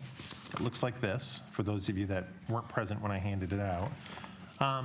What that is that's simply just a compilation of what staff had received from a couple of council members as well as from a citizen since the June 26 strike-through version was issued. It's about a 50-50 split between new ideas or new policies. For example, if you're looking on the first side of the page, items 1 through 11, I believe those are almost all new. Most of them are from a citizen that had submitted some comments. On the back side of the page, I believe most of that is probably catches that council members, as they were reading, said, you know, boy, I think we really did add that word, but it's not reflected. We certainly did have some of that where, unfortunately, we, going through hundreds of edits, missed a few things along the way. So we thank you for that as well. Oh, there we go. This is just a recap of our project schedule in terms of where we've come starting back in 2013 with the work of the Planning Commission and some initial direction that was given in the hiring of a consultant and so forth. And then, of course, we've had continuous public outreach with this project. And it's more than just public hearings and workshops, but we've, over the last couple of years, had a real broad array of opportunities for folks to talk with staff and talk with Planning Commission and Council on the comp plan for the next 20 years. And then again tonight, Council's going to have a public hearing tonight, first reading of the ordinance. What Council may wish to do is to complete the public hearing tonight. Councilmember Whitten noted to staff at the break that she's got some additional, I believe, amendments that as she's been going through the document over the last couple weeks. So what we can do is continue to compile this list and talk about, once you complete the public hearing, maybe the next steps from here, where we go in terms of embodying the changes and giving council time to discuss those. Yeah, I guess at this point you have some time to look at this list and, you know, make your notes for the next discussion. And you will augment that list with any additional items beyond just Correct. grammatical and that kind of thing to substantive. That's correct. Can I make, Yes, Councilmember, oh, I'm sorry. let me start with Deputy Mayor Huckabee. I was just going to ask you, as you complete a section, would you send that to us instead of waiting to send the whole thing to us closer to July 21st? When you get to the point where you think you've got one that's grammatically clean, no more questions? Okay. Like an element, for example, like Yes, a, well, a section, a land use section or an environmental section. They call them elements. Elements, whichever elements that are finished. okay. That would be really helpful instead of getting them all at the same time. Sending section by section could become email intensive. Yeah. You could copy them and put them in a box. We'll definitely try and figure out a way to portion it out for the council to work with.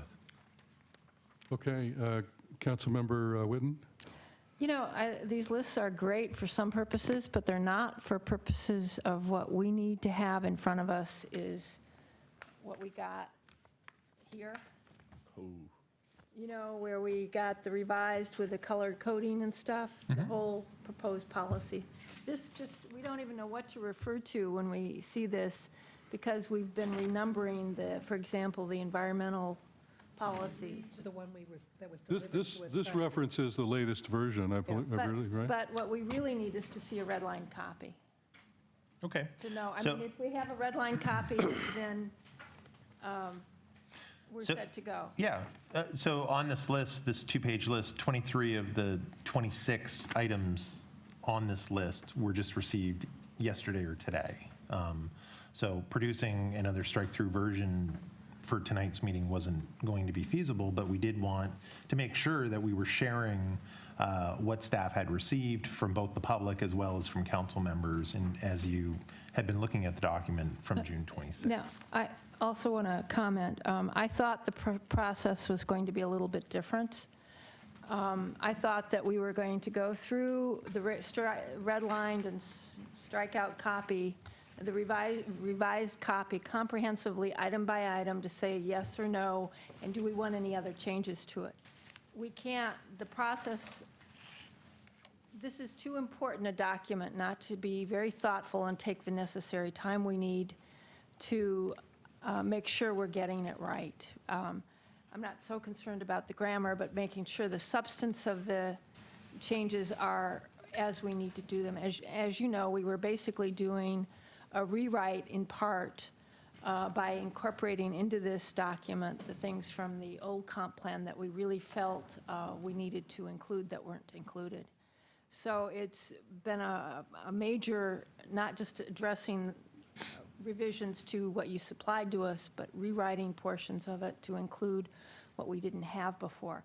So the way I work, I got the red line copy, the revisions with the color codings on them, and I sat down and spent hours going through the 3 sections of housing, environmental, and land use to pick up things like typos, but also should things be worded differently for meaning or for nuances, or in 1 or 2 cases for new policy adjustments. I understand, I thought we were going to go through these one by one tonight. I understand from our mayor that that's not that we shouldn't have the opportunity to present these, but that if we did that, the meeting would go on till midnight or later, and that what we've agreed upon is that I will sit down with staff tomorrow and go through one by one the changes I have identified that should be considered by the council, and that staff will take that and then produce either this I think list, an augmented version of that. but and hopefully a revised red line copy, strikeout. to the extent that you can, yeah, Yeah, for the on 14th. those 3 elements are the only ones I've done it on.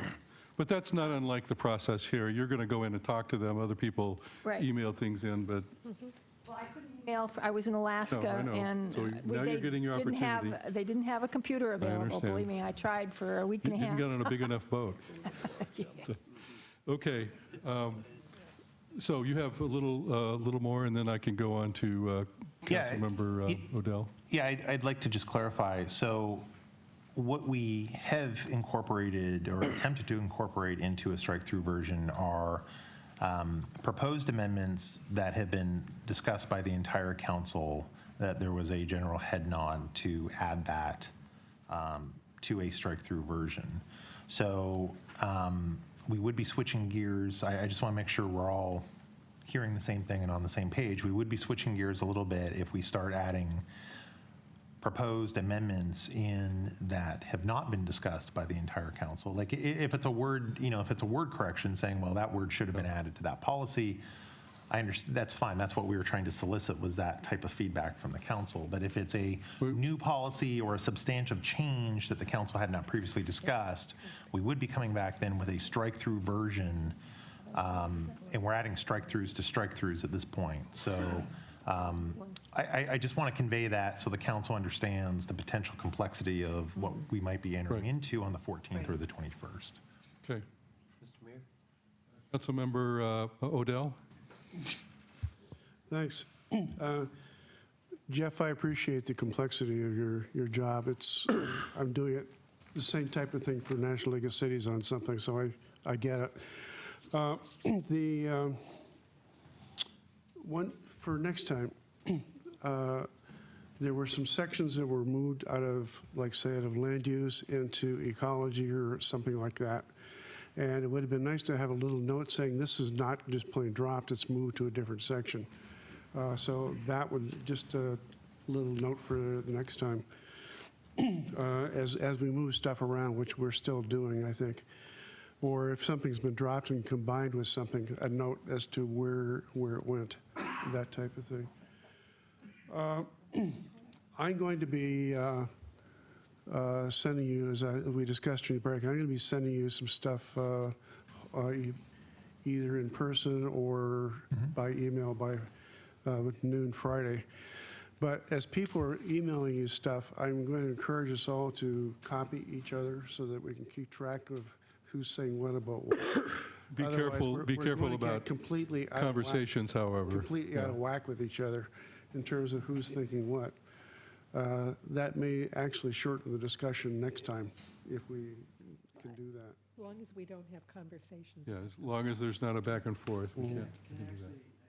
As a follow-up on that, I'm almost wondering if we should send it to Jeff and he should send it out still, because one of my problems right now is there's so many different revisions and so many suggestions that people are making. I really can't get my arms around all of it. And so if we have it in one spot, where the revisions and the updates from each one is coming. That would take care of the issue of trading around emails. I think maybe if it goes into one location, comes back as quickly as possible to everyone, we don't have that issue. Whatever. What I don't want to do is to have to start over every day with 150 new pages of stuff to go through. No, that's fine. Okay, Councilmember Gerand. Thank you, Mr. Mayor. So as I understand it, Jeff, we're not going to put individual suggested changes into the body as a strike-through, but have a separate list like we've done before, showing the before and the strike-through, so that it's clear that that hasn't been discussed by the council and mixed up with what we have here already.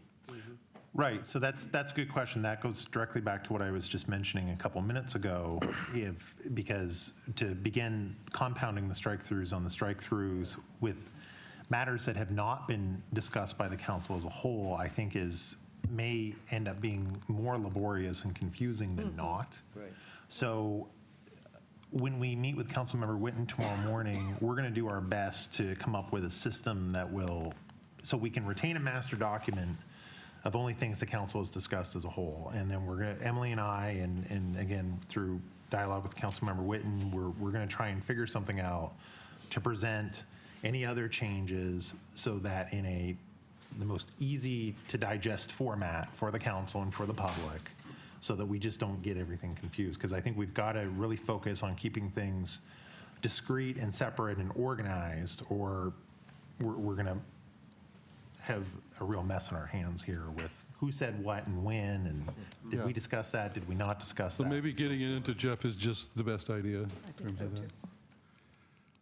Okay, seeing no other questions, I'm going to open the public hearing. Would anyone like to speak to the comprehensive plan? I think at least one out there. I believe the list had Jan Bird, and that was the only person signed up previously. Please give your name and address, and you have 3 minutes. All right, it's Jan Bird, 3310 221st Avenue Southeast in Sammamish. And first of all, I want to thank the Planning Commission, Department of Community Development, and the Council for this is quite a job, quite an undertaking. There's a lot of things on my wish list that I appreciate are on here, that you put back the Community Wildlife Habitat Certification and Tree City USA. You've also got the Emerald Necklace, Urban Forestry Management Plan. These are all really, excellent items on the comp plan. One thing I was a little confused, and I don't know if this is once again, whether it was dropped or if it just didn't get moved. One was under Land Use 3.10, develop incentives to prioritize retention of high-value trees, including heritage and/or landmark trees. Most of the other tree things got moved to 10 point whatever it was, but that one didn't. So I still think that probably is an important thing Jan, to would you keep. repeat that? 3.10. Yeah, it was LU 3.10. And it seems like that would have been moved. Everything else from that area went over to, all the tree things kind of went together. I think it was under EC 10 point something or other, yeah. So that one just seemed like that was maybe missed, or maybe it was dropped, I don't know. And another area of concern I had was the wildlife corridors. It was in some parts, like in the park section, about maintaining wildlife corridors, but then the other section was taken out in the EC 4.12. That was encourage measures to preserve critical wildlife habitat, and was changed to natural areas instead of wildlife corridors. So I don't know if we only want to protect wildlife corridors in public lands and not private lands. I'd like to see it in both, but I'm not sure why that was changed around. So that was a question that I had. In the park section, it was P. Could you repeat the one that you just brought up? Yeah, it's EC 4.12 is where you got rid of the wildlife corridors. But then under the park section, P.5.11, you talk about protecting wildlife corridors. So I was just a little confused about that one. And last one that I see, that probably was just eliminated, but I really kind of liked was EC 4.21, and it's about promoting pesticide and chemical fertilizer-free neighborhoods through a program of citizen education and city demonstration projects on city-owned properties. Even if not Jan, the can you give that number again? We're trying to catch up. Oh, yeah, I know it's hard. EC 4.21. Thank you. Yes. That's one about pesticide and chemical fertilizer-free neighborhoods. Maybe it doesn't have to be the whole shooting match, but if we did something for city-owned properties, a demonstration. Jan, I don't mean to cut you off, sure. but I've asked that to be replaced. Oh, okay. Or to be put back in, Okay. and to add something in there to protect the pollinator species. Excellent. So we'll see. I think it's going to go back in. Okay, thank you very much. Appreciate it. Thank you. Anyone else, please? Do you need my name and address again? Yes, please. Christy Melchow, 20920 Southeast 8th Place. It's 98075. And I'm referring to policy in your transportation T.2.6. And I'll just read it real quick here. It says, encourage local street connections between existing developments and new developments to provide an efficient network of travel route options for pedestrians, bicycles, autos, and emergency vehicles. I think most of you are well aware of my subdivision, which is Chestnut Estates, and the hearing which just concluded last week with Chestnut Estates West development. And I think it's relevant to bring up that I don't take issue with the language here. What I take issue with is the city allowing variations to the roadwork standards. And the very last thing in here is emergency vehicles, which need 10 feet of roadway. My current roadway is 22 feet. When cars park on either side, which they are legally able to do, a fire truck can knock it down. I know I emailed all the council members. I had Councilmember Keller and Councilmember Witten who responded to my request to please come down. Any given day of the week, you can come in and see the issue. So I just think it's important when we're looking at local street connections that we are holding the developments that we are putting in to our roadwork standards, which is 36 feet of pavement. Thank you. Okay, anyone else for the public hearing on the comprehensive plan? Please give your name and address. You have 3 minutes. Tom Harmon, 4369 243rd Avenue Southeast, 98029.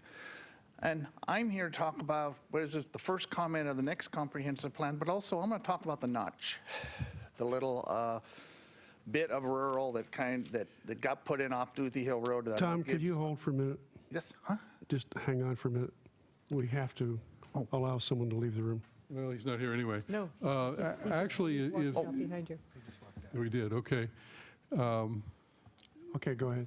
Yeah, go ahead and talk about that. I'm not sure how that's a particular issue and a particular thing. It's not really a policy issue, but It's not a policy if you issue. want to talk about it, go ahead. I'll be relatively brief. I think that some of you want to know how it got there and why it got there is to go back to the 1992 King County Comprehensive Plan. I was in that council meeting at King County when 5 property owners, there's no Trostics in those days. Trostics were in hearings, and a lot of people were concerned. They wanted rural, and their neighborhood was zoned or put in urban. And they were the only one in that meeting that asked to be moved from urban to rural. That's how come Tom Sanderson led that group. But back to the Trostics hearings at the time, very important, of building 2,300 homes with no shopping. I made a comment in that hearing. Where are these people going to shop and where are they going to go? At that time, it had a population almost the same as Issaquah. Imagine building Issaquah with no shops in it. And that has a lot to do with Duthie Hill Road.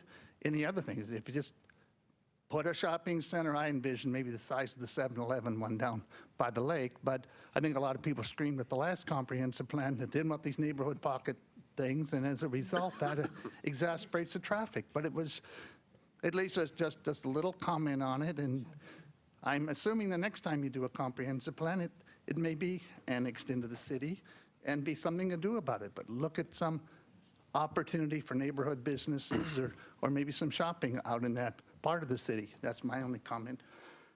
Thank you. Anyone else for to give comment on the public hearing for the comprehensive plan? Okay, I'm going to continue the public hearing. Yes, Mr. I just think it's worth clarifying for the record that the city manager left the room because he lives in the notch. It's not one important. Yes. He's just taken it upon himself under the ICMA Code of Ethics to step out of the room whenever the topic comes up. It's not because he was being rude or disrespectful. I didn't expect that. Thank you.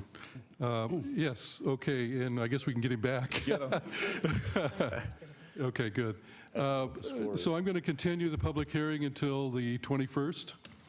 And if anyone wants to speak, have something new to talk about, we'll have another opportunity. So thank you. But it's going to come up for discussion next week, correct? We're going to plan a discussion next week, yes. Thank you. To discuss these issues and some other issues. Okay. Let's move on then to item number 13. Mr. Mayor, did you keep the public hearing open until the I second? did. I continued it to the 21st. And I'll discuss some other scheduling issues with you a little later. This is the ordinance, second reading, annexing certain property known as the Klahani Potential Annexation Area, Klahani PAA, to the city of Sammamish, establishing an effective date as set forth in Section 4 and providing for severability. Mr. City Manager. Thank you, Mr. Mayor. I'm going to give you the staff report on this thing because I've been the lead staff person working on this thing.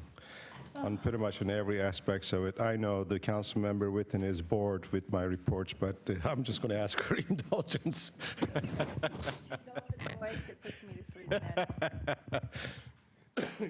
Can we put the map, the Klahani map there on the screen?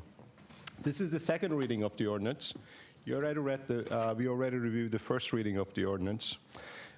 Since what happened between first reading and second reading? In summary, what this one is, let me give you a little background. The Klahani residents hold elections, special election, and it's flattering that they overwhelmingly want to be part of City of Sammamish.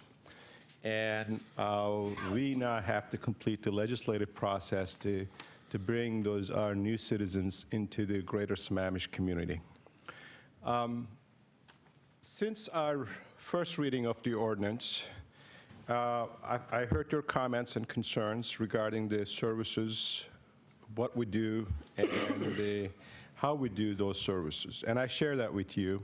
It will be impossible for us to annex this area in August 1st, 2015, make it effective August 1st, 2015, and honor the commitment that we made to these folks. And we made two commitments. Commitment number one, we would lower their taxes. Commitment number two, we would provide them better services than they have. Throughout the last 2 years, those were the two commitments that we kept it very sacredly and importantly. Prior to the vote, we were getting information from assessor's office in order to lower the taxes for Klahani residents that we actually had to annex the area by August 1st. And I did clarify that in our last reading of the ordinance. Then we later find out that that's not the case. All we really have to do is pass the annexation ordinance by August 1st to lower the taxes for our Klahani residents in 2016. Then I thought to myself, if they were annexed, what are the services that we could possibly deliver for them? In terms of parks, in terms of roads, in terms of public safety. We've been working with the King County, and I want to thank the mayor and deputy mayor's efforts on this thing, working through the exec's office. And I've been dealing with the deputy executive. I think he deserves a lot of credit with some of the concessions that the county made. This is the first time that they're actually making this kind of commitments for any annexation areas. My parks director asked me that if you could increase the park level of services to current city levels, city parks level of services. And I asked her to outline what they are. And as we know, there's one big public park in Klahani. Our goal is to see if there's some maintenance activities that we can have the county to do it right now. This is the time to do it, not when you annex it in January 1st, 2016. Typically, I believe that they turn off the water in the summer times, and their maintenance activity is very, very minimal. They, meaning is the county. So this is the commitment that I got from the county, which they will do. They will maintain high level of service. They will make sure that the fields are being irrigated. They will be applying the seeding and fertilizing throughout the summer and fall seasons. And then they will turn it over the scheduling responsibilities for 2016 to our Parks Department. That means that our Parks Department can coordinate with the Klahani Transition Committee and the Klahani Homeowners Association in a greater area, that we start doing the scheduling in coordination with the desire and expectations of our new citizens, Klahani residents. Estimated value of this particular work is $40,000. In the roads, there are, as you look at in the map, the main Klahani Drive is the one of our biggest concern. That has not been maintained well. There needs to be some crack sealing, and there's some areas that the road is actually failing. Sealing isn't going to fix the problem. It needs to be some deep patching, what we call. So I asked the Public Works Director to communicate and coordinate with the King County Roads Engineer. They worked through, and we came to an understanding that the King County would do some of the road maintenance work that they would not normally do. Those are perform all work identified for the main route through Klahani Boulevard, including sealing the cracks, installing a minimum 200 feet of perforated pipe in the grinder patch, and repairing pavement and sidewalks on 239th Place Southeast. Do we have a picture of 239th Place Southeast? So these are the kind of stuff that we wanted to get them fixed. And they will. An estimated value of that work is $144,000 on the roadsides. Throughout these discussions, we have also asked them to see what they could do to bring the storm drainage system in conformance with our maintenance standards. That means that the storm drainage system has to be vector clean, including the detention and retention ponds. I gotta tell you, they actually did the work. So county deserves the credit for that one, so they've been extremely gracious working out through this process. The value of that work is about $51,400. In addition to that, they did the pothole patch on 16 sections of the roadway throughout the Klahani.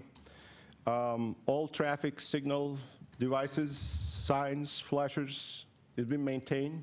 They will be maintained and kept up to current city standards. And the slopes on at the edge of the right-of-ways mowed and cleared of the hazards area, and sight distance triangles will be cleared up. A few other things. That value is about $105,000. Total estimated value of the work of services we perform or partially already perform, like I said in the storm drainage section, it's about $340,000.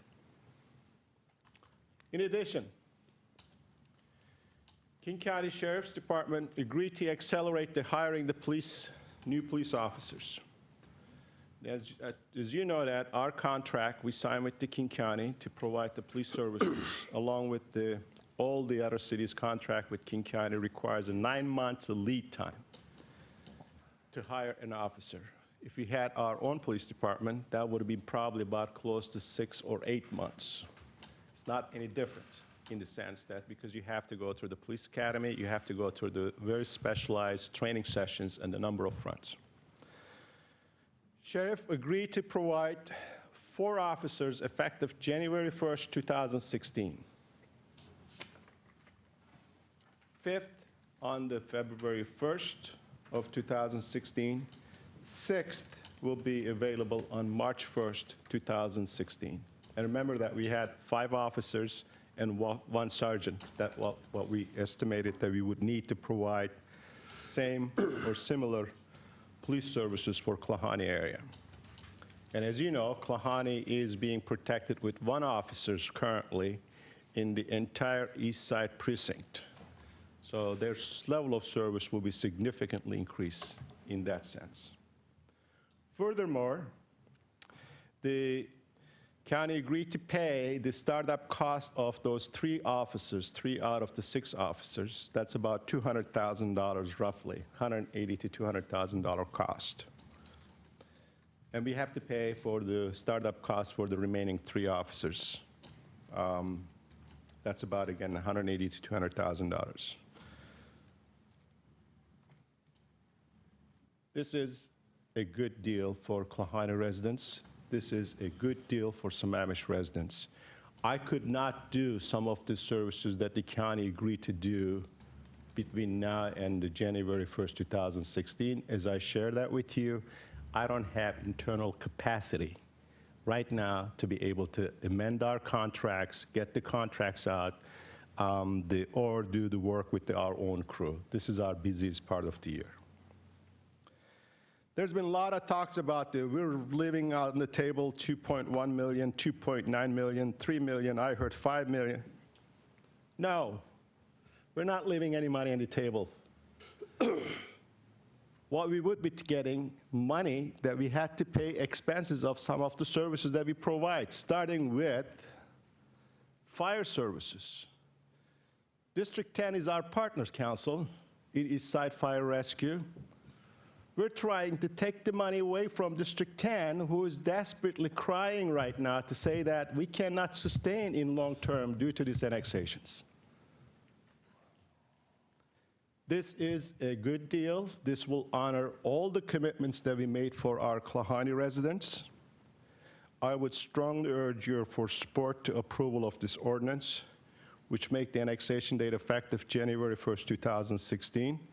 I want to again thank all the staff members and county exec's office, and particularly, and I think you should be proud of your leadership here. They have done a great work for me to help me to get this thing through the King County.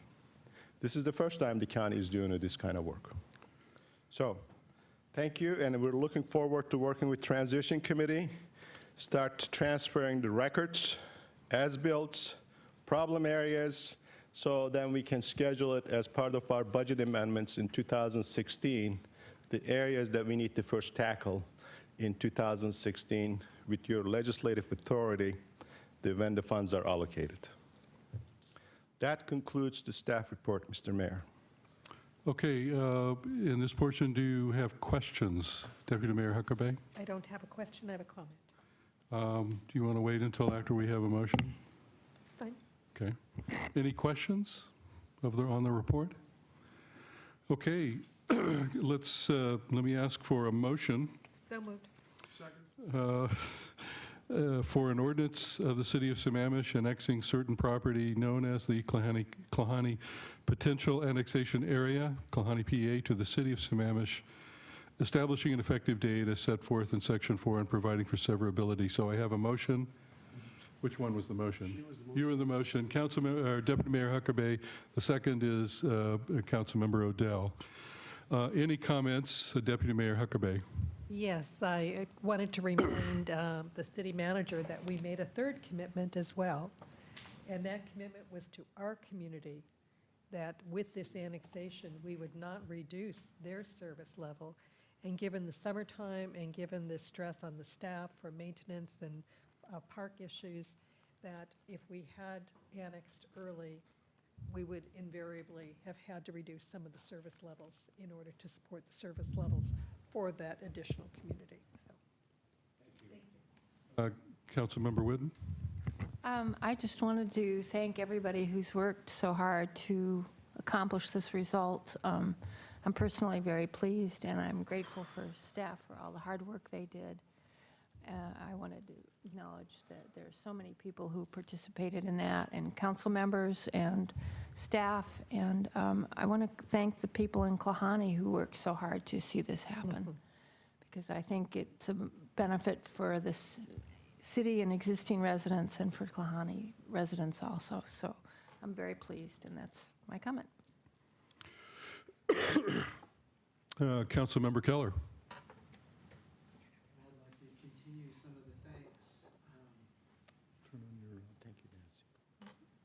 I'd like to continue some of the thanks for our staff, really, in the work that they've done. This is multiple years of effort over and above what their daily work was on the IFCOM.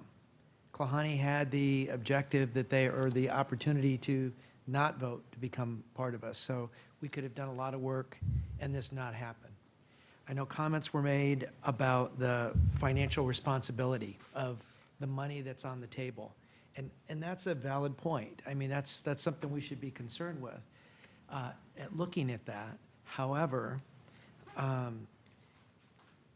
other concern is when you are looking at clients or customers, if you want repeat business, you need to make sure that you service your existing customers. We have a responsibility to the Sammamish residents currently to make sure that we don't fall short to them in our exuberance to bring and welcome Klahani into our city. Very complicated. Both sides have ways to look at it, but really, if you look at our staff around the room, we're losing our city manager. We need a new finance director, or we need to replace Lyman as he takes on his new responsibilities. We just lost our public works director. We're stretching a staff quite a bit with what we ask of them. And tonight, we're working on the comprehensive plan, one of the most important things for us to do in the city for our future. And we are actually really draining the staff to actually get that done as they do all the other things that they have to do in their normal course of work. So while I would like to see this happen sooner than later, I also think that we need to make sure that we use good judgment at how we do this and at what time we welcome Klahani into our city. I think it's being financially responsible for us to really invest in the city of Sammamish right now, make sure that we get everything planned out well, make sure that we make good decisions on our comp plan, and then welcome them on the 1st. So that's my comment. Before Joe finds out that he's being replaced, we are not replacing our finance director. I'm sorry. No, I just want to make sure that nobody gives him a call and tells him that he's being He's replaced. been fired, yeah. Councilmember Jaron, did you push your button and then push it again, or? Yeah, I was letting Romero go with it. Wanted to make sure we didn't have a malfunction here, so all of a sudden I saw a change. Councilmember Valderrama. All right, yes. Again, I want to thank the staff for making this possible, the annexation. You've done a tremendous amount of work in a short period of time. You've reached out to the citizens of Klahani in the open houses in a way that they have never been reached out before. I think that's demonstrated in particular by the Brookshire neighborhood and how they've embraced this and the overwhelming support. That said, we have heard repeatedly every week and in letters and in comments today that Klahani does believe there is an expectation that they were going to be able to vote. That was created by this council and by the city, by the newsletters that were being put out. And the election coming in November will be selecting 3 council members to represent them going forward when they are part of the city. And so I think that that should be taken into account. Second, as far as the annexation taking place, I think we should look at where does this number come from? Where do the citizens keep coming from the numbers? Frequently asked questions, and our newsletters of March and May all say the city's fiscal analysis projects a $1.4 million operating surplus out of the $6 million. So when you take that and you're taking it now and reducing to August 1st, people were then saying that they would expect with full services, we should have a $700,000 surplus. That's where the number keeps coming from, that people keep looking at. So again, this is information that we've been putting out there.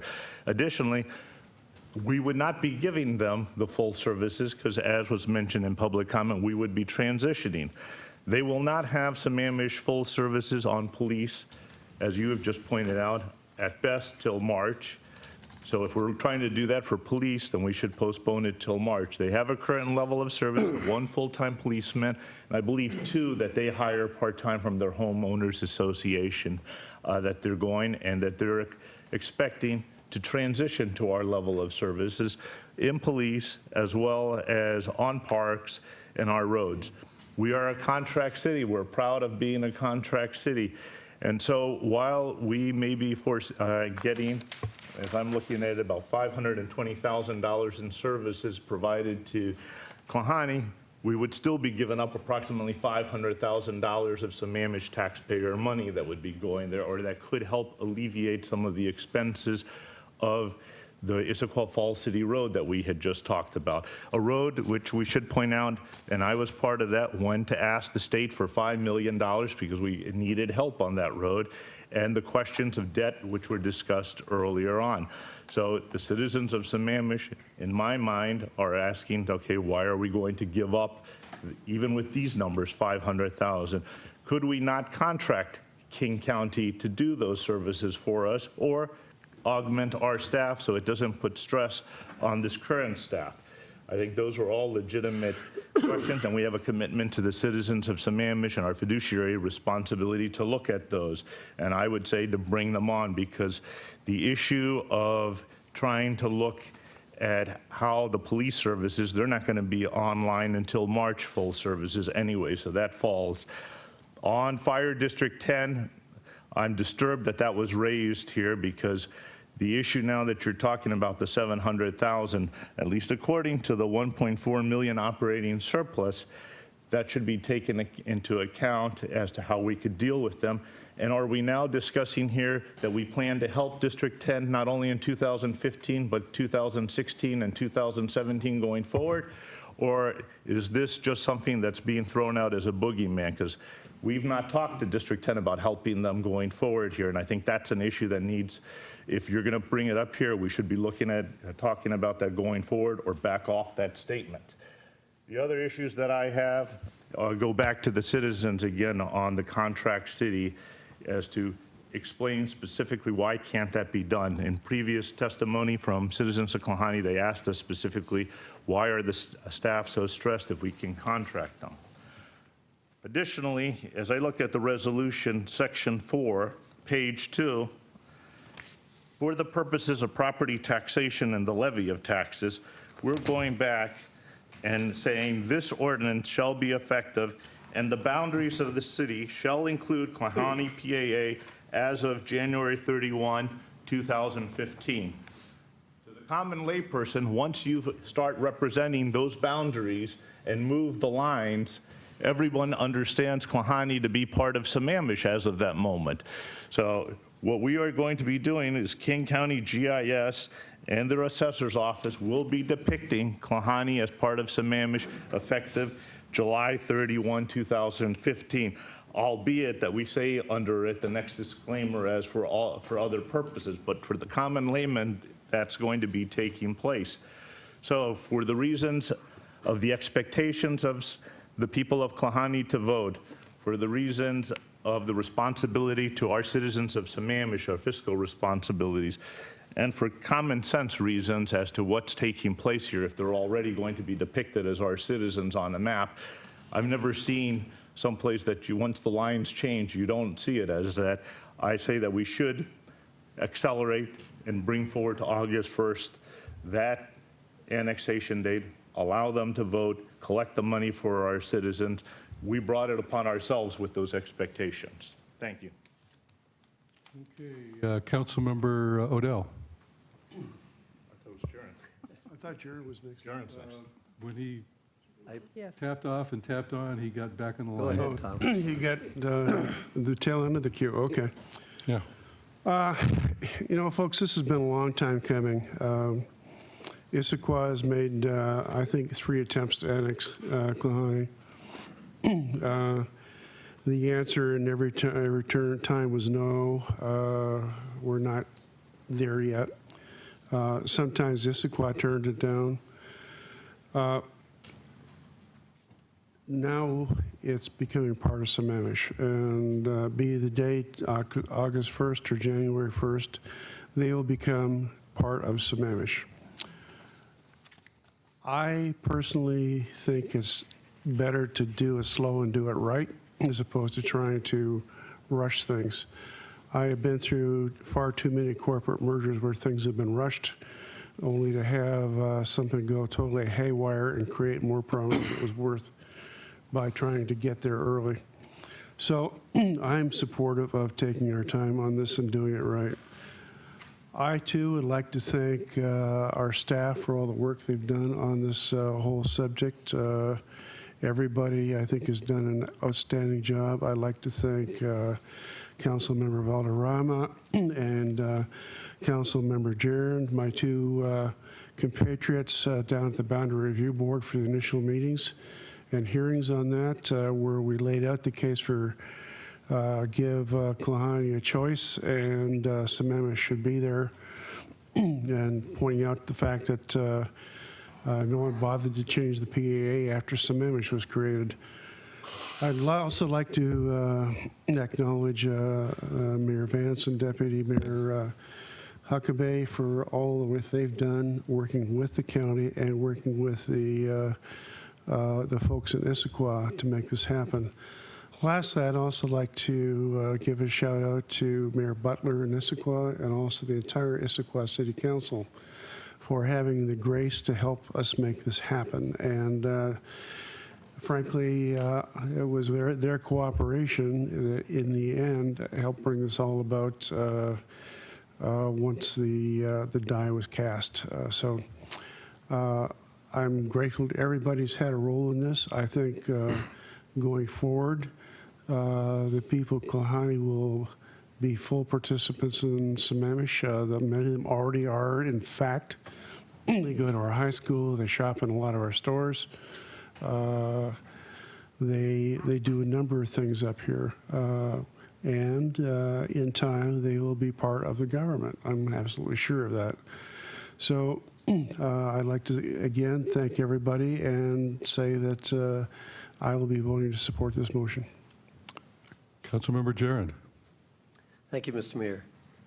Actually, just last week, I was speaking with a Klahani resident who was surprised to find out he's not an Issaquah resident. So I think that I don't think he'll be expecting to be a Sammamish resident that fast. I think he will realize he's a Sammamish resident when he gets his tax bill for 2016 and sees that the bill has dropped like $700 plus or minus. That's when he'll realize he's part of Sammamish. I did want to thank the city manager for his negotiations with the county. It was difficult, I know, because the county is really struggling financially, and we hear that from Kathy Lambert all the time. I think it's important that we think regionally.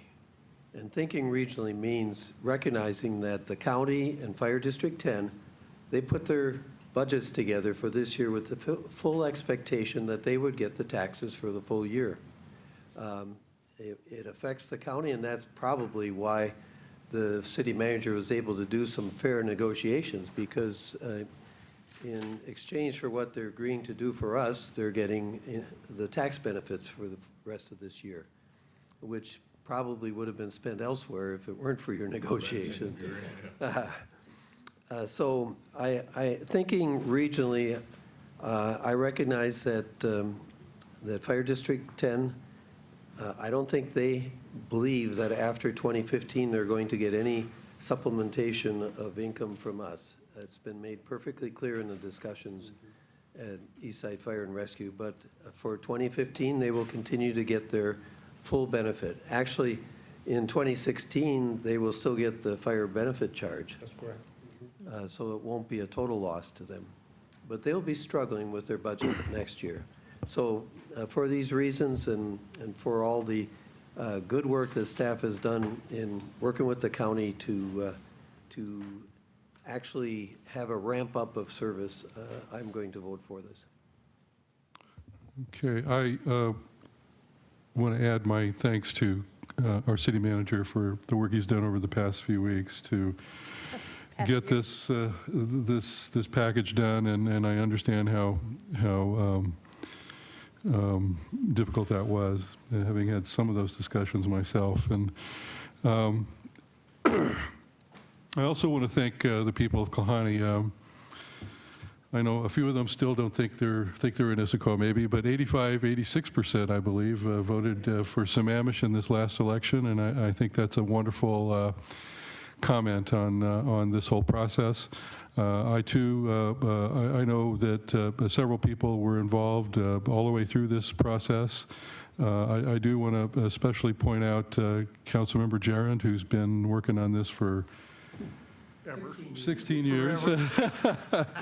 and had a huge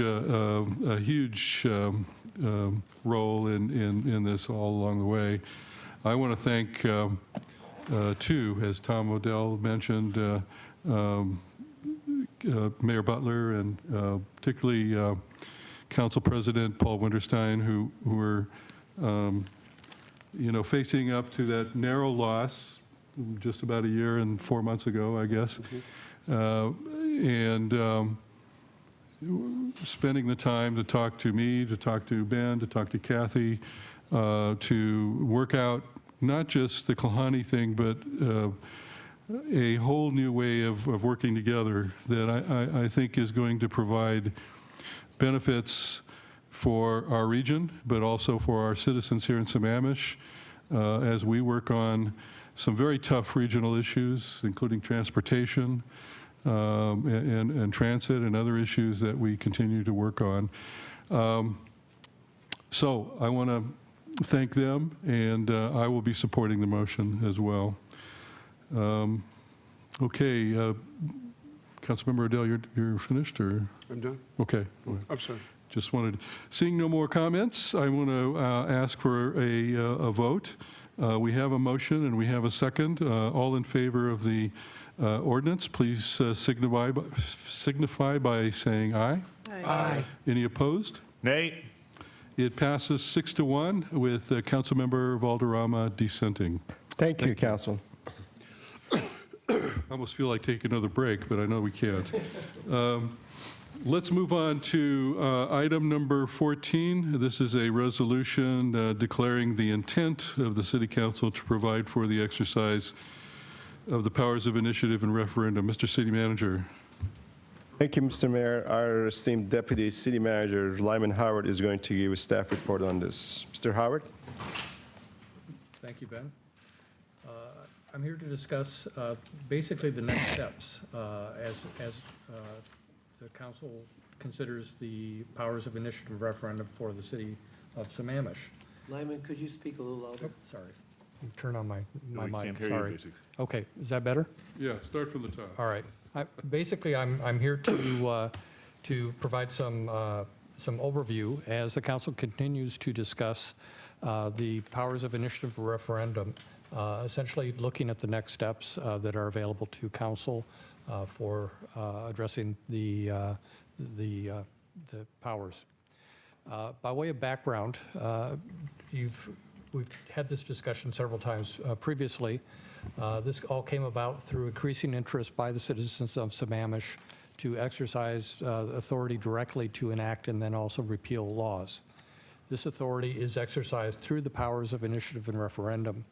And the council decided to put an advisory ballot measure on the April 28th election as Proposition 2 to determine the desire of the voters to have the initiative and referendum powers. The election results speak for themselves. Of the voters that voted,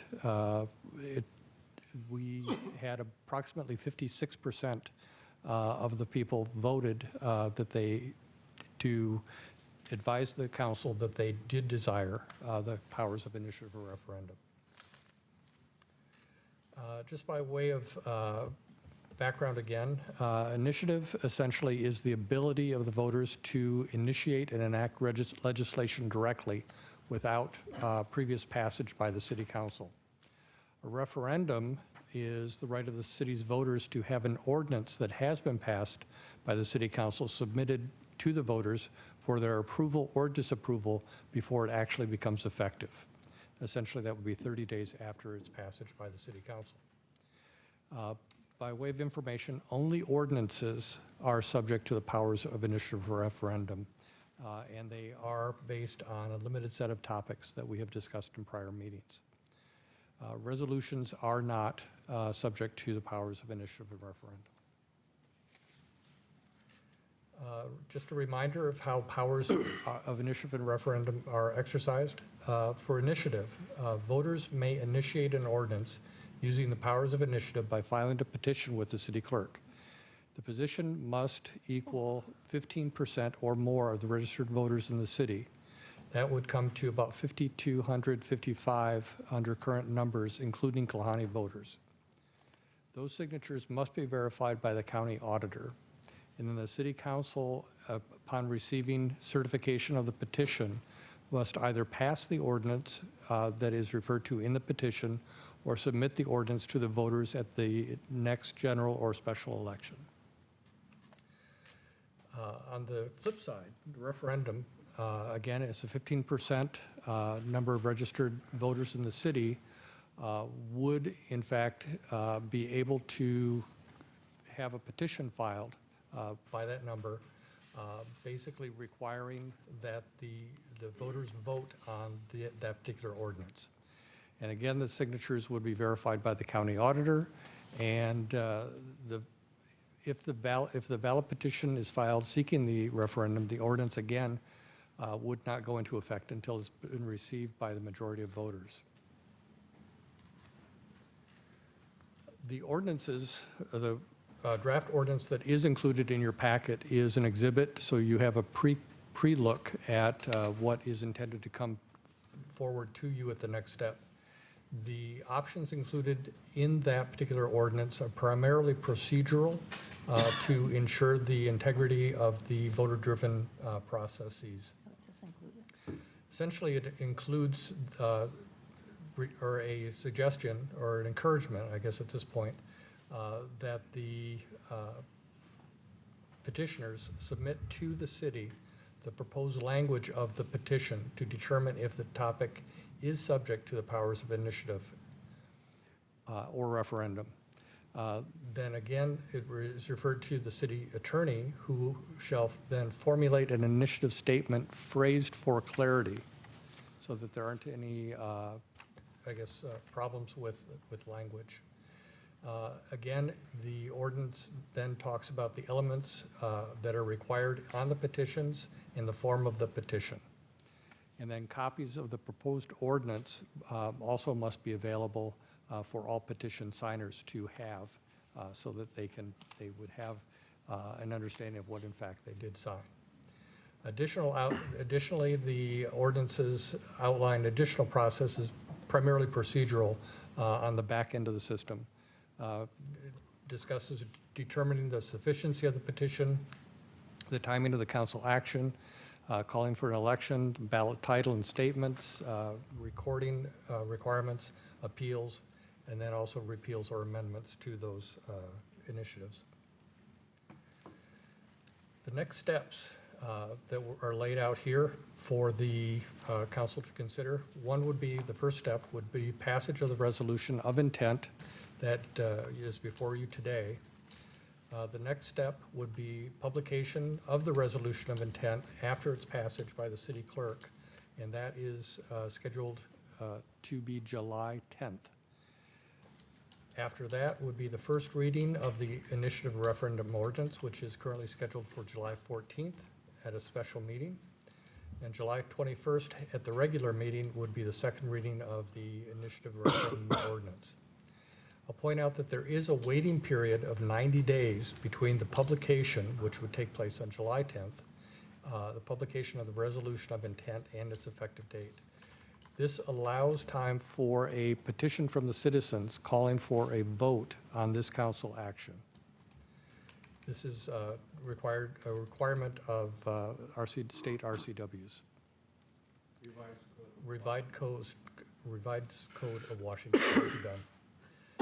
And then lastly, I point out that if all those steps do happen, that the effective date of initiative referendum powers being put in place or enforced is estimated to be October 10th.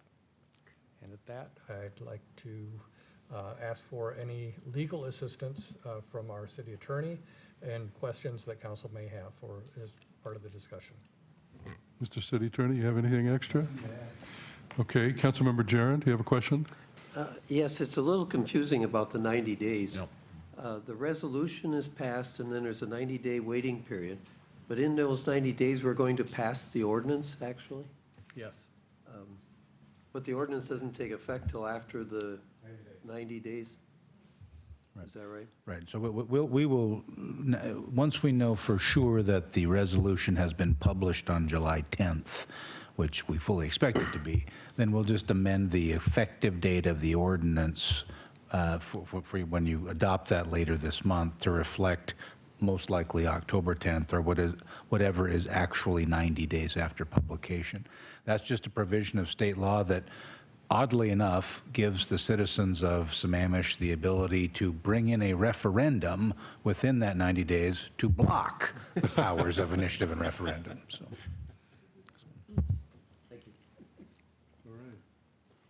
Thank you. Councilmember Valderrama, no, I'm sorry, Councilmember Nancy Whitten. I have a question for our legal counsel. Are there any options that we could put in that we haven't included in the draft ordinance? Gosh, I'm sure there are some. As we discussed last time, though the options that the city has are fairly limited, and they are almost entirely, if not in fact entirely, procedural. the substantive process for, and the substantive components of an issue of referendum are set out in state law, and we're bound by that. So you don't feel there are any additional options that we haven't proposed in the draft ordinance that we should be including? That's correct. Okay, thank you. Okay. Way of putting it? If there are such, I mean, seems to me we did have at least one or two slides that suggested gray areas or anything that we you know, I'd hate to do something and then have something come back and, you know, be a problem. Well, we've looked at this pretty hard. We Okay. have included the things that we are quite comfortable would pass legal challenge in the truly unlikely event of a legal challenge. And the procedural provisions in the ordinance are really designed to make the process work better. Smooth. You know, for example, the strong encouragement that a petitioner come in and meet with me or others in the city first, that's not at all intended to throw up a roadblock. That's intended to make sure that before those petitioners go out and start gathering signatures, we've been able to tell them this form will work, as opposed to have them gathering signatures and bring in a petition that is clearly defective. So. Councilmember Valderrama? Yeah, I believe if we go one slide back, the petition that's mentioned after the 90 days, I think that the city attorney has answered the first question I have. Is that petition in case the citizens want to block it? Or, okay, so that's my first question that I had. Second question refers to one of the public comments that we've had before here as far as the verification on page 4 of the Exhibit 5. We talk about the city clerk must validate the signatures. However, as is cited in the presentations we've been getting for the last year plus on Exhibit 2 under referendum or initiative, it says those signatures must be verified by the county auditor. So the county auditor, as I understand by the RCW, is assigned that task. So that shouldn't that say then the county auditor and not the city clerk? No, the county auditor has expressed to us, and this was in some of the earlier paperwork that's been handed out too, that the auditor is willing to do that for us, but there is no legal requirement. And so far, the auditor has been willing to do it without any cost to the city. But to address that specific point, Councilmember Valderrama, on bottom of page 4, section 1.15.040. Page 4 of which exhibit? Of the ordinance, Exhibit 5. Okay. Yeah. So what would happen mechanically if petitioners gather signatures, those petitions would be filed with the city clerk. And let's just hypothetically say they bring in 100 separate petitions. So Melanie would sit down with the petitioner and there would be a way to mark those petitions so we know what we have. So let's say there's 100 of them. It may be nothing more complicated than marking each one serially 1 through 100.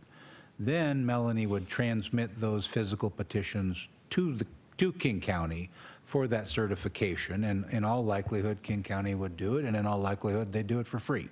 Then we would get that certification and continue either with an election or not. At some point, however, and this is unlikely, but could happen, King County could just say, sorry, we don't do that anymore.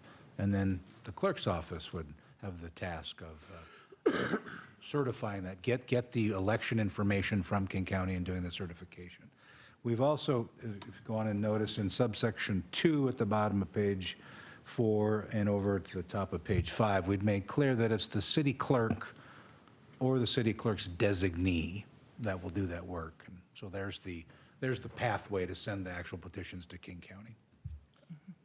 Now, I would suggest that we allow the county auditor to do it if he's going to do it at no cost until he so far comes back and tells us and avoid the confusion, because I understand that some cities have had confusion because of the clerk and the auditor names being put in, and so that would avoid the confusion if we could have that put in. I also am, because of the language here that we have, Klahani, now going to be 1/5 of our city, has the right to initiative and referendum.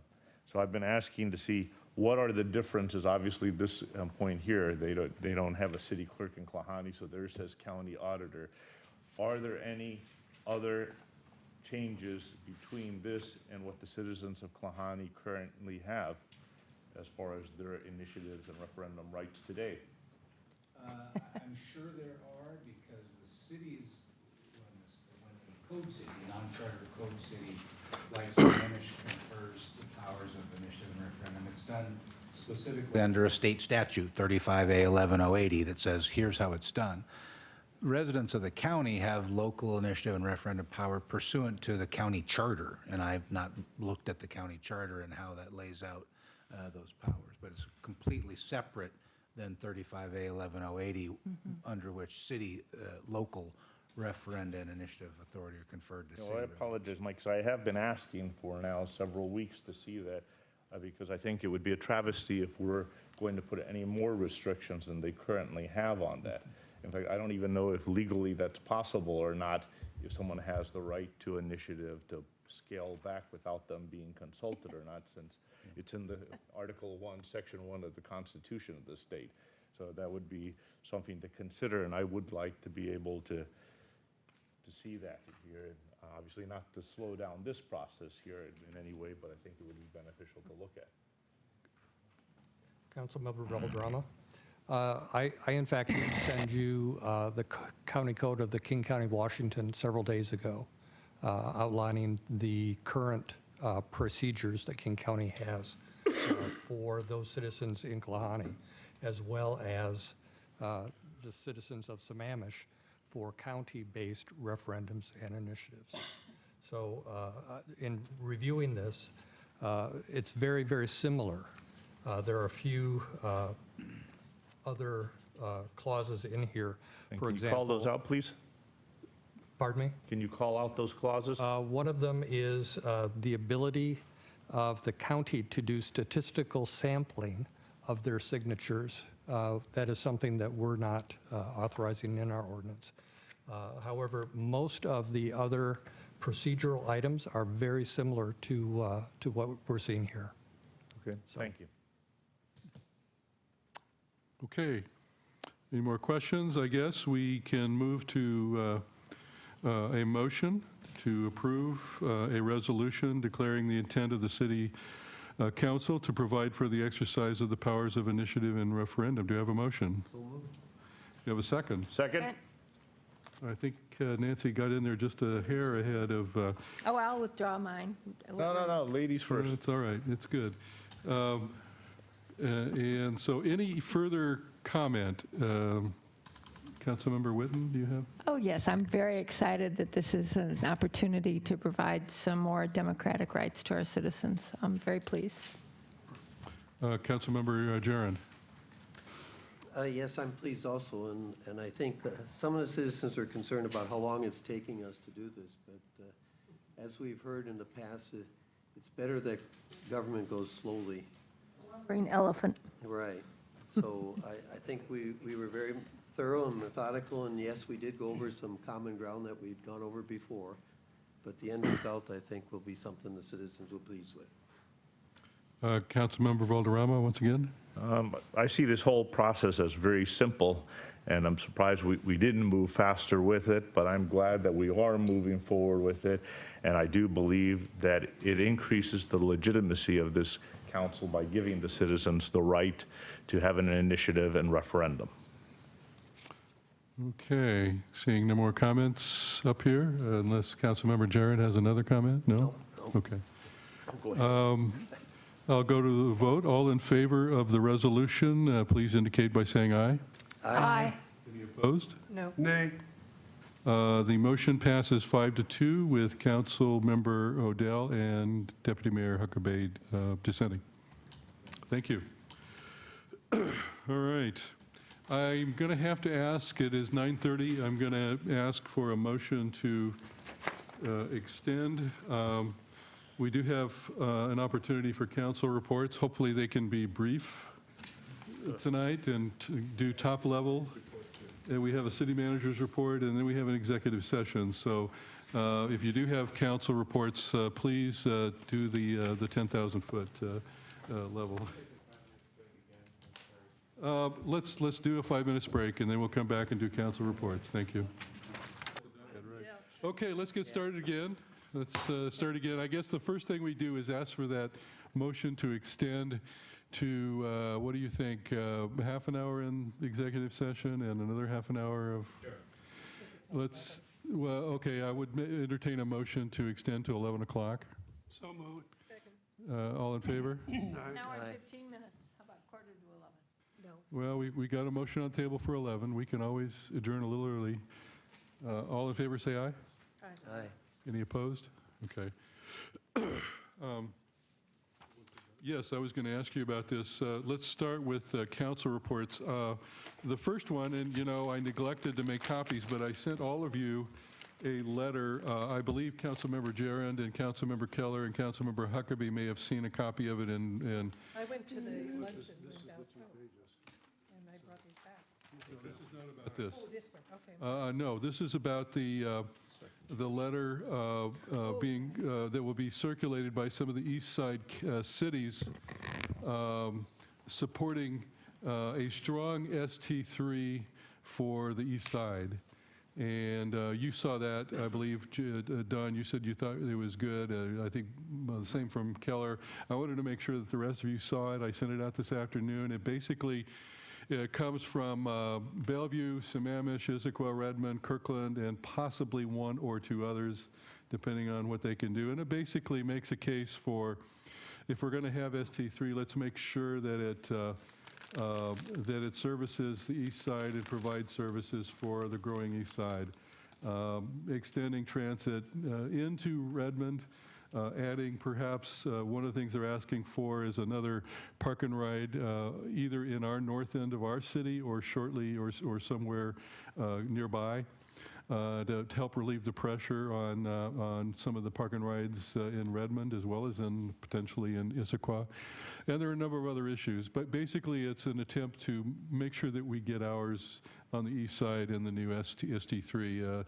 The letter is, any comments are due by the 15th, so I wanted to run that by everyone. Anybody have any problem with our signing this? It wouldn't be my signature, it'd be the city signing on to the letter. I support it. Yeah, okay. We're all good then. Thank you. Next up, nobody's punched in, but it looks like Councilmember Keller has something here. And I heard about this today, and I want to hear what you need for tomorrow's PIC meeting, I guess.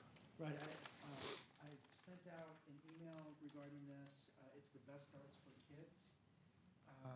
There is a proposed levy that would be out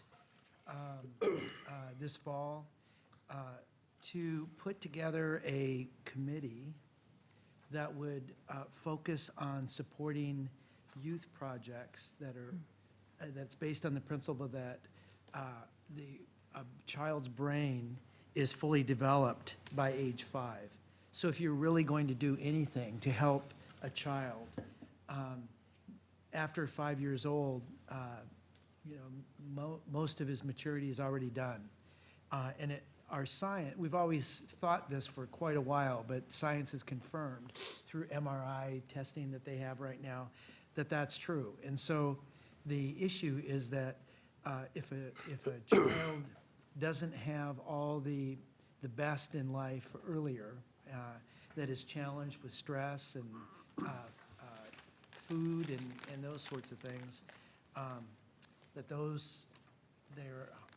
they have difficulty learning in school, they wind up in the prison system, they wind up costing society because they're not a full productive member of our society.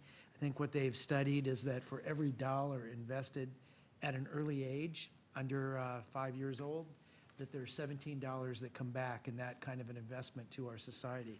So there's a levy that's going to be proposed. And it's going to be in support of the program called Best Starts. If you look, actually, this was in the recent Reporter, actually had a letter to the editor that was quite good about this program. But the Public Issues Committee from SCA, PIC Committee, is going to take a vote tomorrow night. They're looking for support from the membership to propose the levy. They're not looking for the council to endorse the levy itself. That's not what I'm going to be asking for here in a minute. It's not endorsing the levy. It's just to support the levy being brought forward. That's what PIC is going to ask. And in fact, it's not anticipated that the PIC committee or SCA will actually even take a position on the levy itself when it comes out, but they just want the opportunity for it to be voted upon by the public. So I'm supporting this fully, and would ask that I get some kind of a head nod by this council so that I can vote. We're in a regular favor of it meeting, so tomorrow. we can raise hands if we wish. All in favor of the Bob's position? Do you have a question? I do. Hey, Bob, you and I went to one of the early meetings on this together, so I'm fully up on this, and I fully agree with it. But one thing I don't see here is how much is the levy? Oh, it's, I think I've got it here in my email. I'm looking for it. 14 cents per thousand of assessed valuation. So what's it on an average price About home? about $100 a house. $1 a month is what I thought they were saying, but I don't think so. Councilmember, $56 per year, $56 per year. Okay, then that's on an average, on an average, yeah. average house. I support it. Okay, you're okay. Let's see, who's next? Councilmember Odell, you've spoken. Did you formally get the Councilmember, hand? or Deputy Mayor Huckabee? Yes, I was going to comment on this for Bob. I What's that? attended the luncheon at the Rainier Club where Dow spoke for an hour on this topic. Got some really pointed questions from folks in the audience. And this is not going to be a government-run program. The money is going to be turned over, and they're going to be working with agencies that are already working. He's already has somebody who is going to be heading up this program. And as someone who's been on the board of Eastside Baby Corner, this science has been looked at and proven for many years, and there have been studies showing that children who are not fed properly or are under stress because of family situations, even into their 30s and 40s, they are still showing sometimes serious, sometimes very strong consequences of that early childhood stress. It's very difficult to overcome. So yes, I would suggest that, from my perspective, I think it would be a good thing to do to at least investigate and have it put on the ballot. Councilmember Valderrama? Yeah, as I've spoken with Councilmember Keller before, I'm very supportive of the concept. I also believe that early detection and prevention is always the best method. The one question that I have, while I am supportive of this, and I know that he's been trying to pursue this, is what are the potential risks for unfunded mandates coming down to the cities? And that has not been able to be answered as of yet. But the concept and return on the investment are very promising to this. Okay, then can we do have that, raise your hands if you're supportive of the vote to put it as a levy? I guess we got 100%, so we're good for that. Councilmember or Deputy Mayor Huckabee, you have a report? Oh, I've got multiple reports, so settle in. Please, I know, please. you want to go quick. We did hear today that Habitat will be doing the ribbon cutting on the morning of July 22nd. I didn't see a time yet. Morning, But at morning. Yeah. So if you check your calendars. if you wish to be there. And you wish to be there, it's at Habitat, and the time should be coming out soon. We do that maybe a day early or 2 days early so we can have 100% council's participation. I didn't set it, it was Arch. It's really Arch and Habitat. I got some council members that are missing, 2 of them particularly, that worked so hard on this issue. I understand that. Councilmember Odell They were and- going to have it on the 15th, and Arch was the one that was dragging their feet, and so, Let me get on it. that's, okay. We'll let you get on it. That's the plan now, is to That's do it the on the plan. Was it 22nd. going to be here in Sammamish? Yeah, at the property. Yeah, that's what I thought. It's, but I- it's a. You said it yeah, it's a Habitat, and I didn't it's- know what- It's No, a I said groundbreaking is what it Habitat is. groundbreaking It's a for our groundbreaking, not a ribbon cutting, yeah. Okay, the other one, I was at the RTC, and as many of you know, I gave you a report not all of you read it. It is a report that I really wanted to call out to the Transportation Committee and to our city manager, because it involves looking at our service levels out to the year 2040. And the transportation plan is being put together by Parametrics. I think I shared some of the maps with both with Ben and with Tom Vance. But the questions that we had, I think, were pretty significant questions, and they're questions that I'm asking the Transportation Committee here, as well as I think Andrew is going to be assigned to the Technical Advisory Committee. We need to be on the same page with this, because the questions are, how do we incorporate into this generic plan our specific community comp plan updates? And how do our issues get incorporated? Well, they only get incorporated based on what somebody carries to the Technical Advisory Committee. I won't be able to carry it to RTC. So we need to work with Andrew or whoever our representatives to make sure that gets incorporated. And Kathy, what's the due-by date on this? It's an ongoing thing. Okay. There's been no but the sooner the better that we get these into the plans.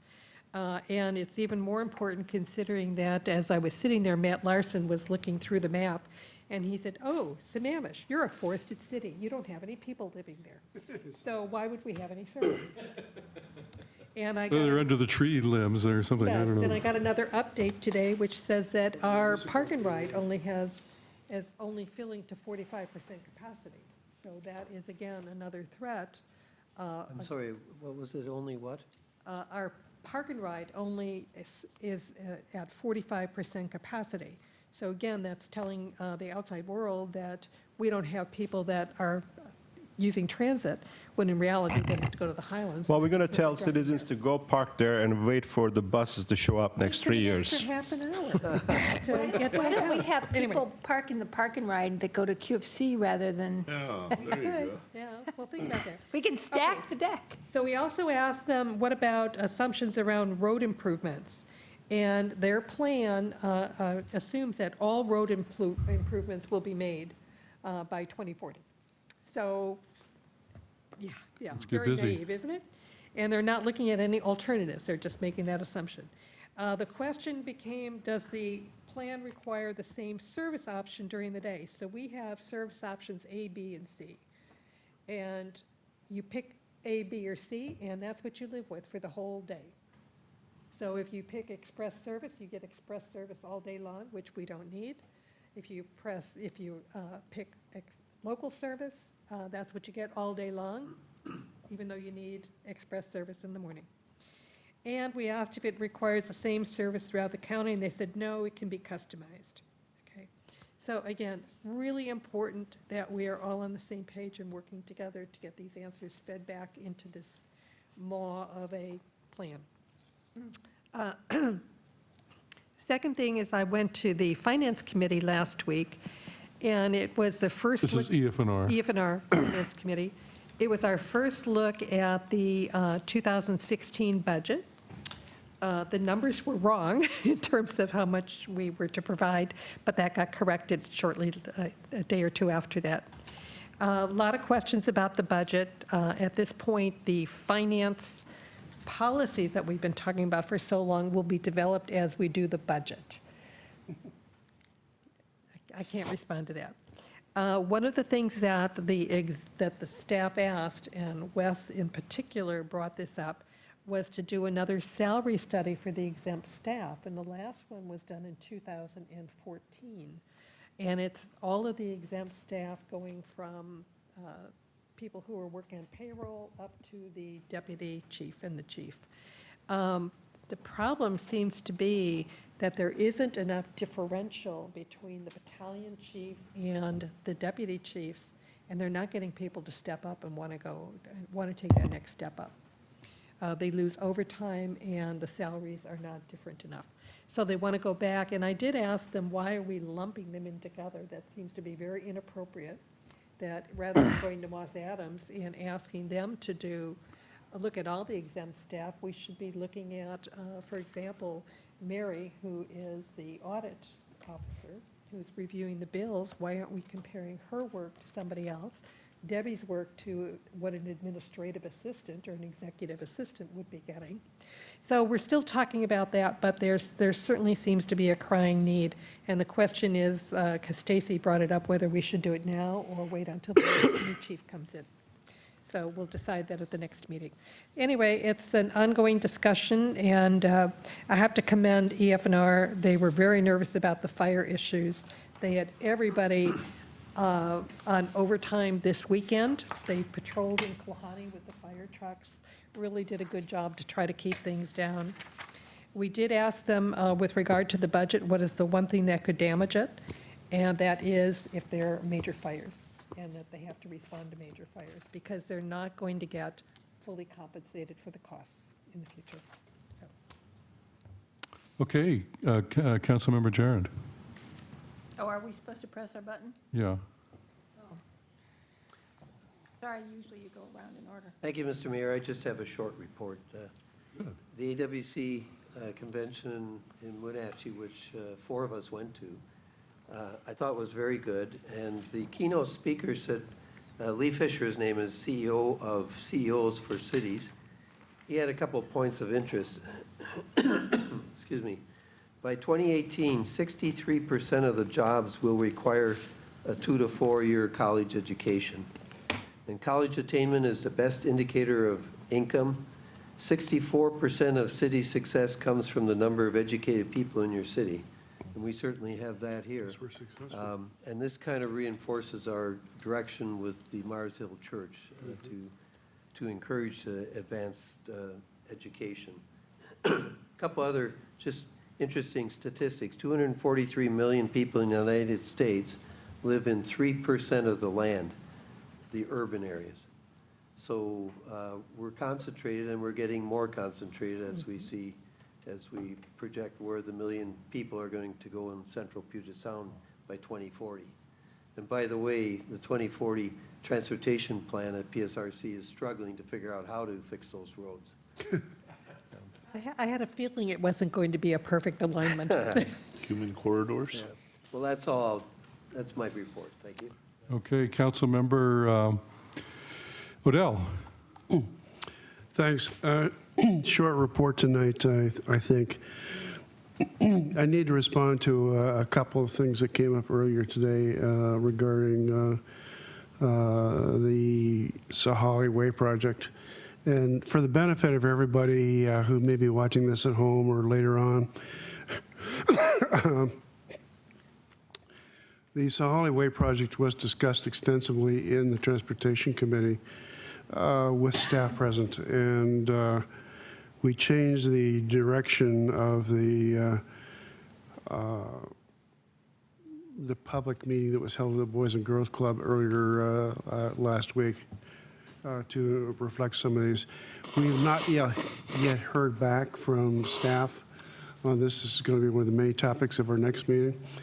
But I want to assure everybody that we're fully cognizant that we have to deal with the road as a whole. We just can't fix part of it and expect the rest of it to somehow magically fix itself.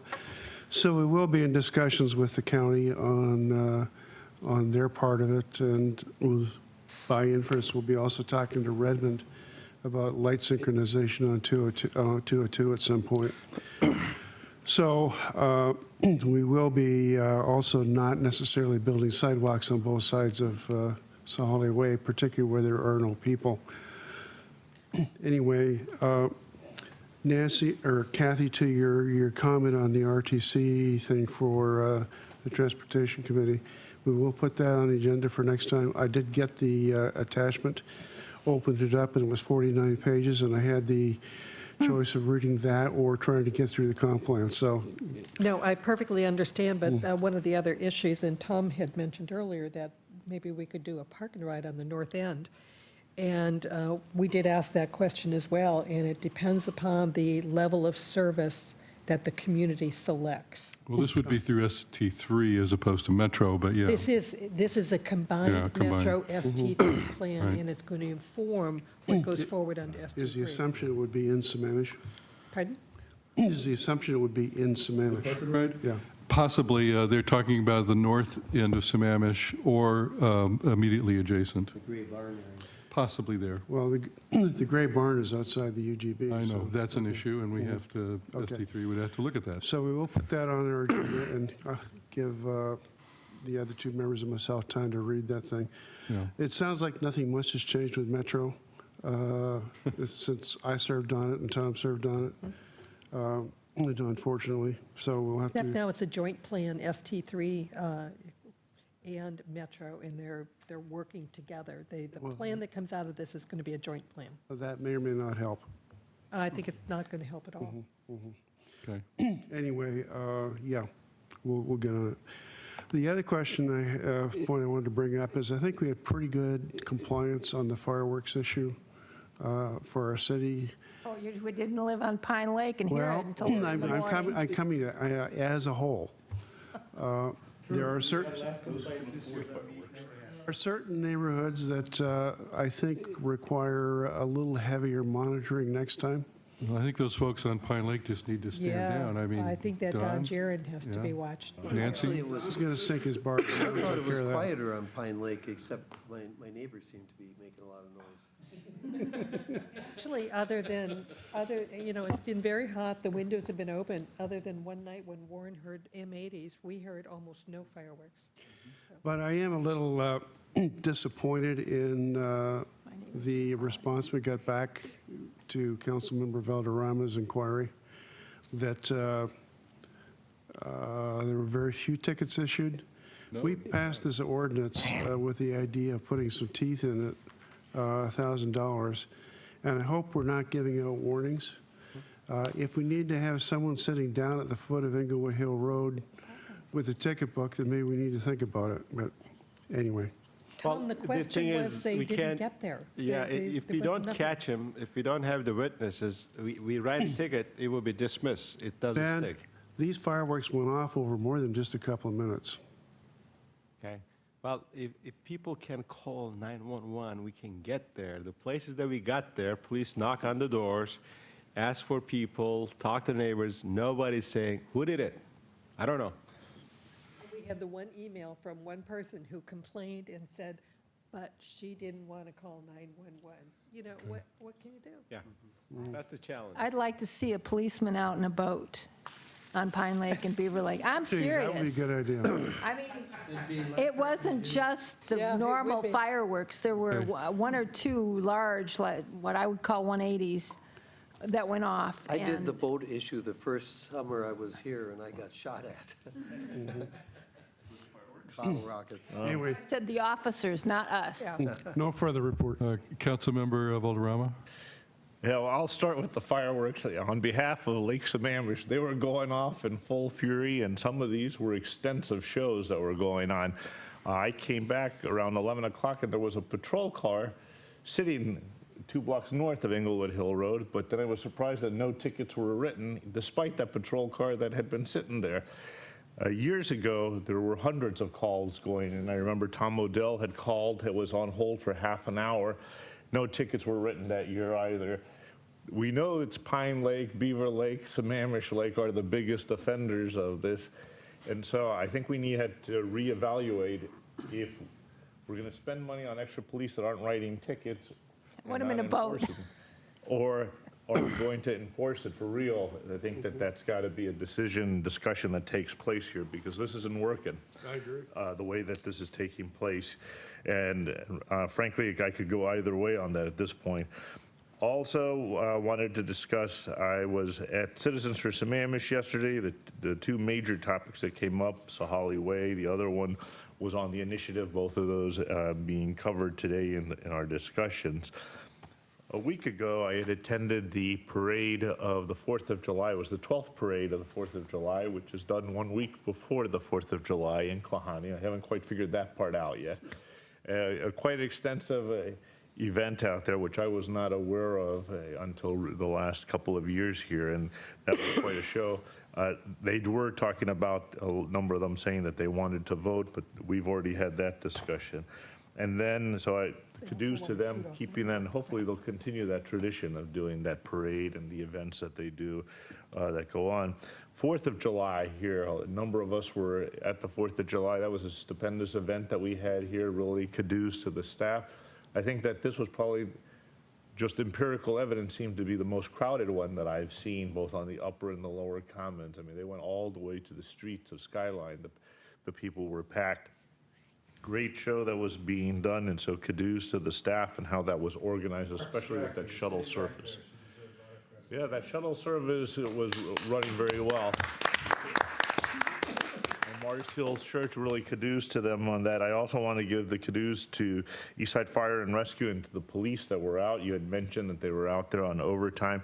I was out there earlier, and they were doing all of the contingency planning because there was a lot of concern, as you know, on the dryness of our trees as well as the other, and what they had to do if something might go amiss there. And they were very proactive in thinking about it and getting their team, so give them the kudos as well.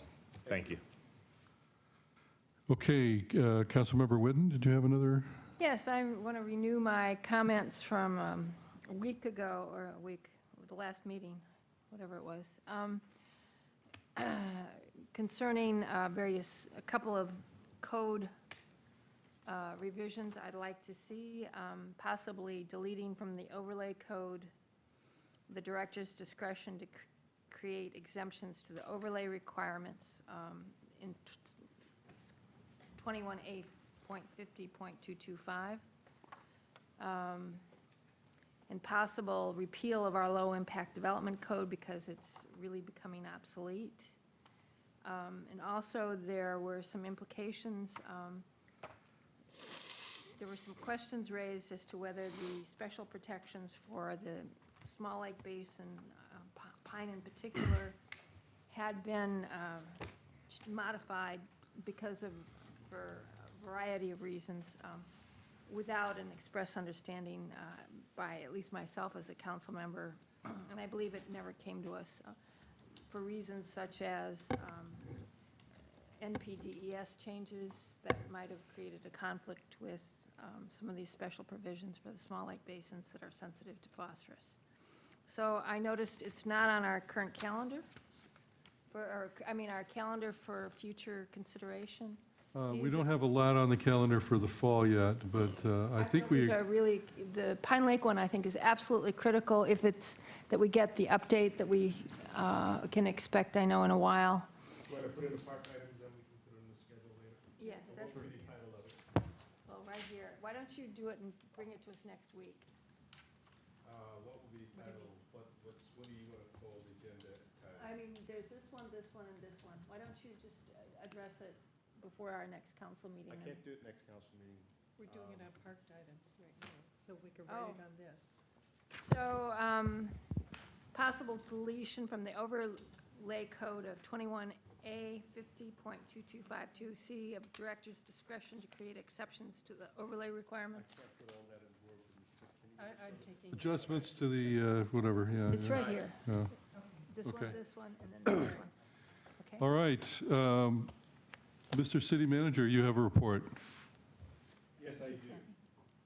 Yes, I do. Thank you, Mr. Mayor. My report is related to the interlocal agreement that we do have with the county regarding permit processing. That particular agreement covers not only the trail, obviously, it covers the all the future annexation areas. That includes Klahani, Northeast Plan annexation area. This is the 244th corridor, Mystic Lake, and a few other parcels out there.